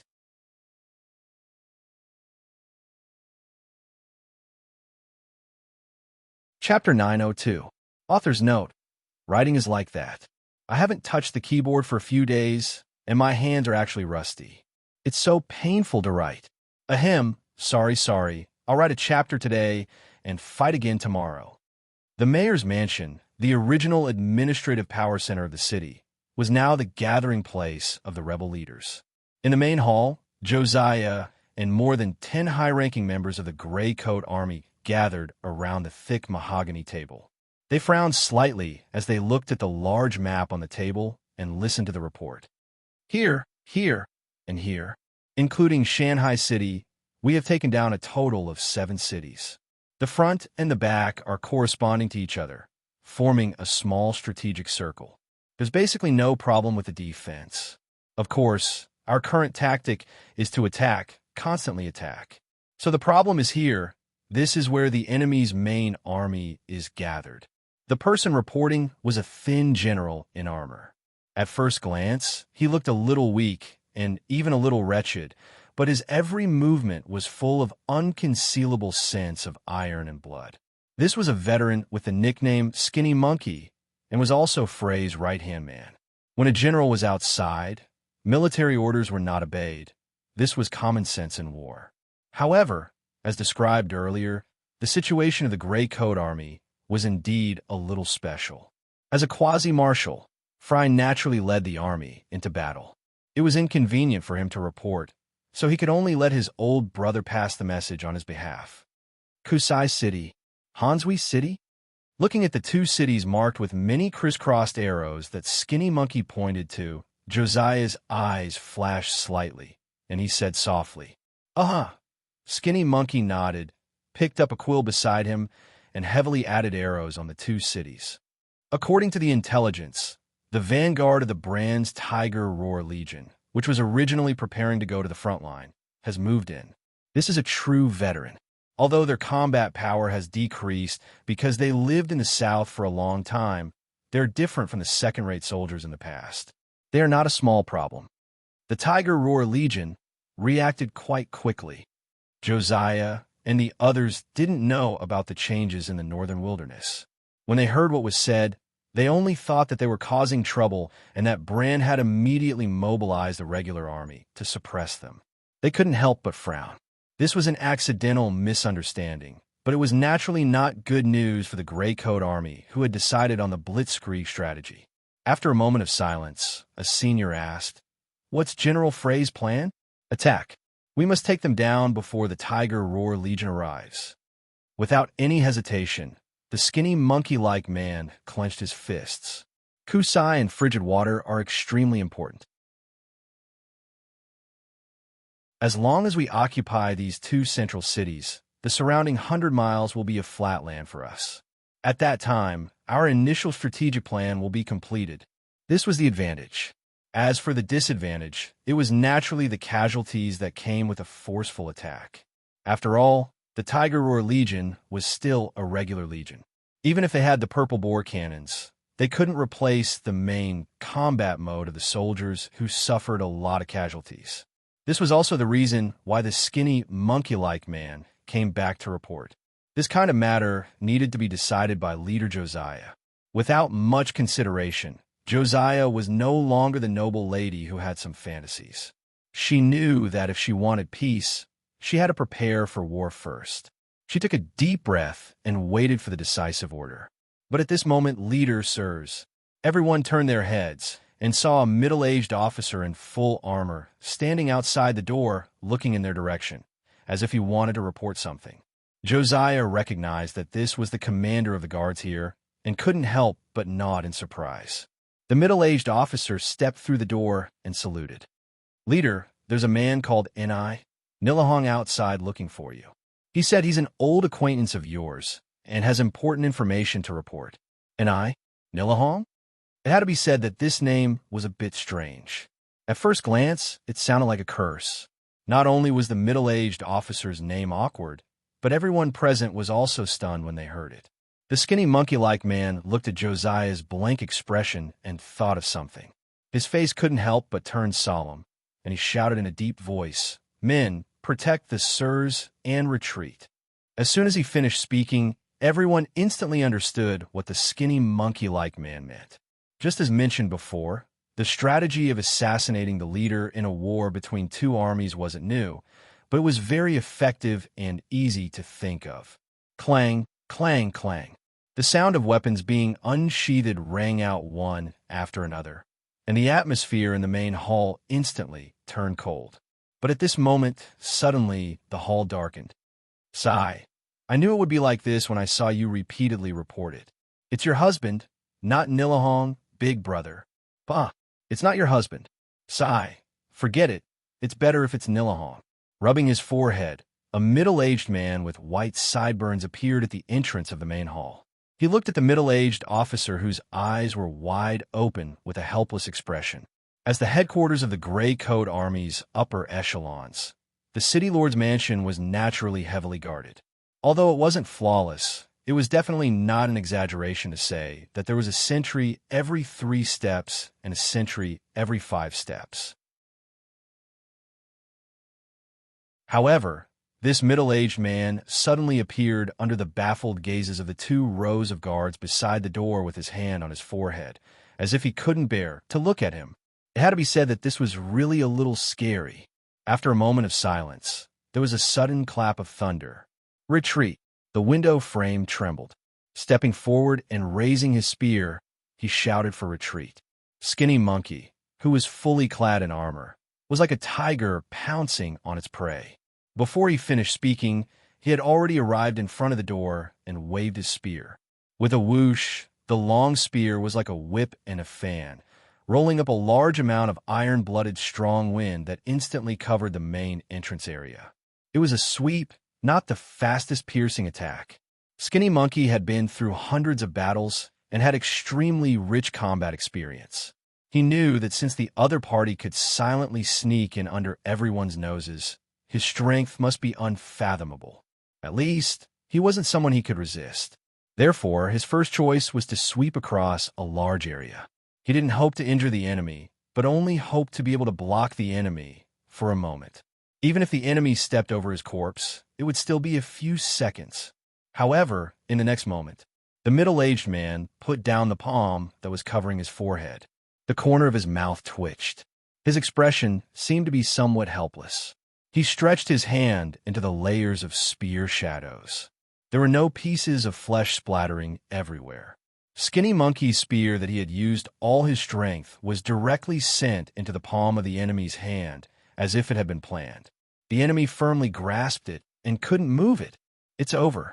Feeling the unshakable power on the other side of the long spear, Skinny Monkey's heart suddenly sank. He knew that the gap between his strength and the enemy's was too big. He didn't have the qualifications to compete at all. However, without the slightest hesitation, he let go of the handle of the spear and brazenly took a step forward. He waved his fist and threw himself at the enemy. This was the complete meaning of death. Huh? Shaking his head and chuckling, the middle-aged man saw this and also took a step forward. He bent his elbow to block Skinny Monkey's heavy fist. With a bang, both of their faces were very close. The middle-aged man slightly raised the corner of his mouth and said softly, "Although we haven't seen each other for a long time, you don't have to be so enthusiastic, brother Skinny Monkey." Stop. It was complicated to say, but in fact, from Skinny Monkey's attack to the 2 of them in front of each other, it was only a matter of a moment. At this time, Josiah's voice finally came from behind. Although it didn't stop Skinny Monkey's attack, it finally stopped the guard by the door from pouncing on him. He's one of us. Don't fight. Pressing his palm, Josiah looked very excited. His eyes flashed as he looked over.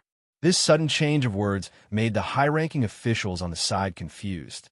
It wasn't until they saw Skinny Monkey raise his arms and retreat safely that they breathed a sigh of relief. Then, Without waiting for the guards and high-ranking officials present to look at the middle-aged man who suddenly appeared, Josiah took a deep breath and said with a trembling voice, "There are some important things that need to be dealt with. Well, everyone, leave for now." Leader. The high-ranking officials couldn't help but be shocked when they heard this. The so-called everyone naturally included them.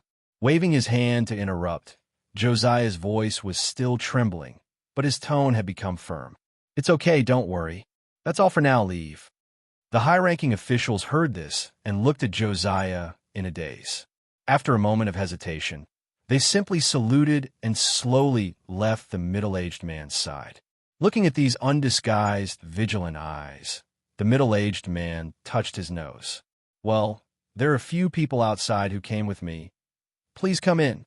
Josiah directly waved to the middle-aged officer who just came in to report and said, "Yes." After the last person walked out of the main hall and left the door ajar, the middle-aged man patted Skinny Monkey's shoulder and looked at Josiah, who was hurrying around the table. He smiled awkwardly and said, "Haha, sorry, I miscalculated. I wanted to surprise you, but I didn't expect. At least it's a surprise, isn't it?" Before he finished speaking, a figure rushed over. The middle-aged man hurriedly opened his arms to catch it and took half a step back. Well, I don't discriminate against fatties. You don't have to wear such thick armor to cover yourself. Why are you only here now? There are some things. Why are you only here now? Sorry. Why are you only here now? It won't happen again.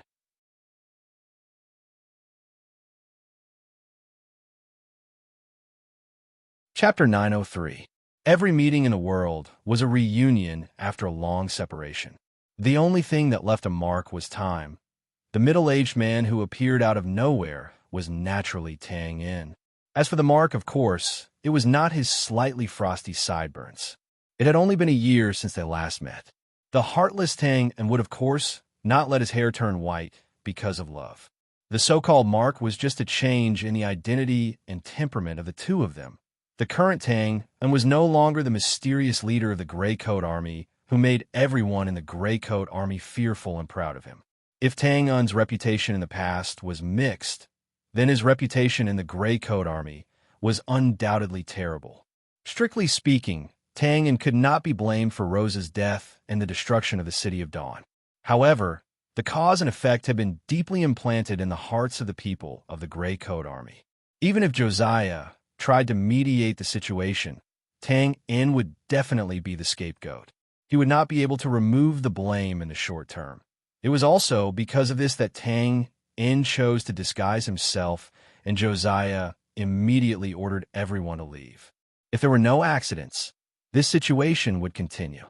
Other than Fry, Skinny Monkey, and a few other people, no one in the Gray Coat Army knew about Tang In's true identity. Yes, the flashy name Neil Oldhong would always hang above Twain's head. It was not that Tang In felt helpless or wronged. His attitude towards the Gray Coat Army had always been indifferent. If it were not for the existence of his female friends, Josiah, Fry, and the others, he would not have the time to care about this rebel group that had lost Rosa, Zwafan, and other acquaintances compared to the change in Tang In's identity. Josiah's change was mainly reflected in her temperament. Living changed one's aura. Nurturing changed one's body. After not seeing her for a year, the current Josiah no longer had the naivety of a noble lady. Instead, she had the dignified aura of a superior. It was as if she was made by nature. Tang In was naturally joking when he said that Josiah had gained weight. Tang In's eyesight was so good that even though he was wearing heavy armor, he could still see that Josiah was much thinner and more haggard than before. His every move and every frown and squint of his eyes gave off a feeling of bearing a heavy responsibility and toughness that had been honed through thousands of hardships. She was so strong that it made one's heart ache. Time was like a butcher's knife, and every knife would pierce the bones and kill the heart. No one could stay out of it. Of course, there were occasional exceptions. Tang In and Josiah hugged each other tightly in the spacious main hall. There was no need for words. There was always a kind of emotion that could break free from the shackles of time, cross all kinds of boundaries, and reach the other shore. Just like a pot of good wine, time could only make it more mellow and mellow. No one knew how much time had passed until a few deliberate coughs broke the silence. Ahem! It was Skinny Monkey. He touched his nose and looked a little helpless and embarrassed. Tang Yin and Josiah were wandering in a no-man's land. As the only outsider, he seemed unnecessary. Of course, he coughed not to show his presence, but because there were obvious footsteps outside the door. Naturally, they separated. Under the thin monkey's gaze, Joshua's eyelids drooped slightly. There were no tears on his face of a little girl reuniting after a long time. He was just a little shy. And she had indeed grown a lot. Of course, Tang Yin's skin was even thicker. He chuckled and gave Skinny Monkey a big hug. Then he looked at Skinny Monkey and said, "Long time no see, brother Skinny Monkey. Yo, you look like you've been promoted and made a fortune. Haha, you have to take care of me in the future." Since Fry was an official general and a future marshal, Skinny Monkey and the other old brothers naturally rose in status. Looking at the style of the armor, they knew that he was a deputy general or something. However, Skinny Monkey rolled his eyes and said resentfully, "Take care of my ass. I'm just trying to make a living under your woman." "Is that so?" Tang Yin's face suddenly darkened. His killing intent overflowed. "Then why don't you be more polite to me? Be careful that I don't give you a pillow talk and kill you in minutes." Josiah didn't know whether to laugh or cry. The killing intent was real. Skinny Monkey was also shocked. After he reacted, he couldn't help but open his mouth and sigh. "You're still so shameless." "Haha, thank you for letting me win." Tang Yin patted Skinny Monkey's shoulder with a smile and nodded gently without saying anything. Although the scene just now was short, Skinny Monkey desperately waved his spear to block Josiah so that he could successfully retreat in a moment. Of course, Tang Yin had a reason to thank Skinny Monkey, but it was too pretentious to say it out loud. He was just joking. In the future, he would find an opportunity to drink with him and forget about it on the surface. Skinny Monkey chuckled and punched Tang Yin's chest. His heart was also not calm. In this world, martial arts were respected. The bigger fist was the absolute truth. Whether it was brothers, friends, or even father and son, no matter how close the relationship between two people was in the past, after the strength gap was infinitely widened, the relationship between them was unlikely to return to the previous state. It was not uncommon for there to be gaps between each other. If it was light, they would alienate each other. If it was heavy, they would draw their swords against each other. However, it was obvious that Tang Yin was not such a person. When they met again, he was still talking and laughing as if nothing had happened. Knock, knock, knock. After a few jokes, the door of the main hall was politely knocked. Then, the door was pushed open and the few people who had just entered the city with Tang Yin walked in. "Brother Tang Yin, your disguise is simply amazing." Josiah and Skinny Monkey stared at the few people again and again. They knew that these were all acquaintances, but they did not recognize them in person. There was nothing they could do. Skinny Monkey sighed again and hesitated. He shook his head and gave up. Then he looked at Tang Yin. Tang Yin chuckled when he saw this. He was secretly relieved. It was a very simple reason. If even Josiah, Skinny Monkey, and other acquaintances could not see through the disguise, then everything would be fine. He waved his hand and pointed to the big man, who was smiling foolishly. "This is David." "Ha, I knew it. Who else could it be if not you who is smiling foolishly?" Skinny Monkey took a few steps forward and opened his arms to hug David. The latter curled his lips and hammered his back in dissatisfaction. "Brother, you're just talking nonsense after the event. It doesn't count. Greetings, Josiah. Leader, long time no see. Haha, what's wrong? We haven't seen each other for a while, and you've become distant?" Hearing David call him leader, Josiah raised his thin eyebrows and said with a smile. David scratched his head when he heard this. No one knew what he was thinking, but he chuckled out of habit. "This is Luke, Sam, Tang," and introduced them one by one. They were all members of the first batch of the Gray Space. If nothing unexpected happened, they would deal with the Gray Coat Army in the future with their current appearances. Now, they could be considered familiar faces. They were all brothers who had crawled out of the collapse mine. Skinny Monkey went forward and hugged them one by one, until the last thin figure with a black hood over her head. Tang Yin smiled slightly and said solemnly, "This is Miss Lena." "Oh, it's Miss Lena, miss?" His arms hugged the air and paused in midair. Skinny Monkey blinked in confusion. Was there such a person in the gray space? Josiah, who was behind him, was stunned when he heard this. He stared blankly at the familiar face with the hood off. For a moment, he didn't come back to his senses. "Brother, Skinny Monkey? Nice to meet you." Calling this strange nickname, Lena bowed quietly and then looked up at Josiah behind her. She smiled and nodded. "Miss Josiah, we meet again." Seeing that it was a woman, Skinny Monkey naturally couldn't hug her anymore. He withdrew his arms awkwardly and smiled. "Haha, Miss Lena, nice to meet you. I'm a bore.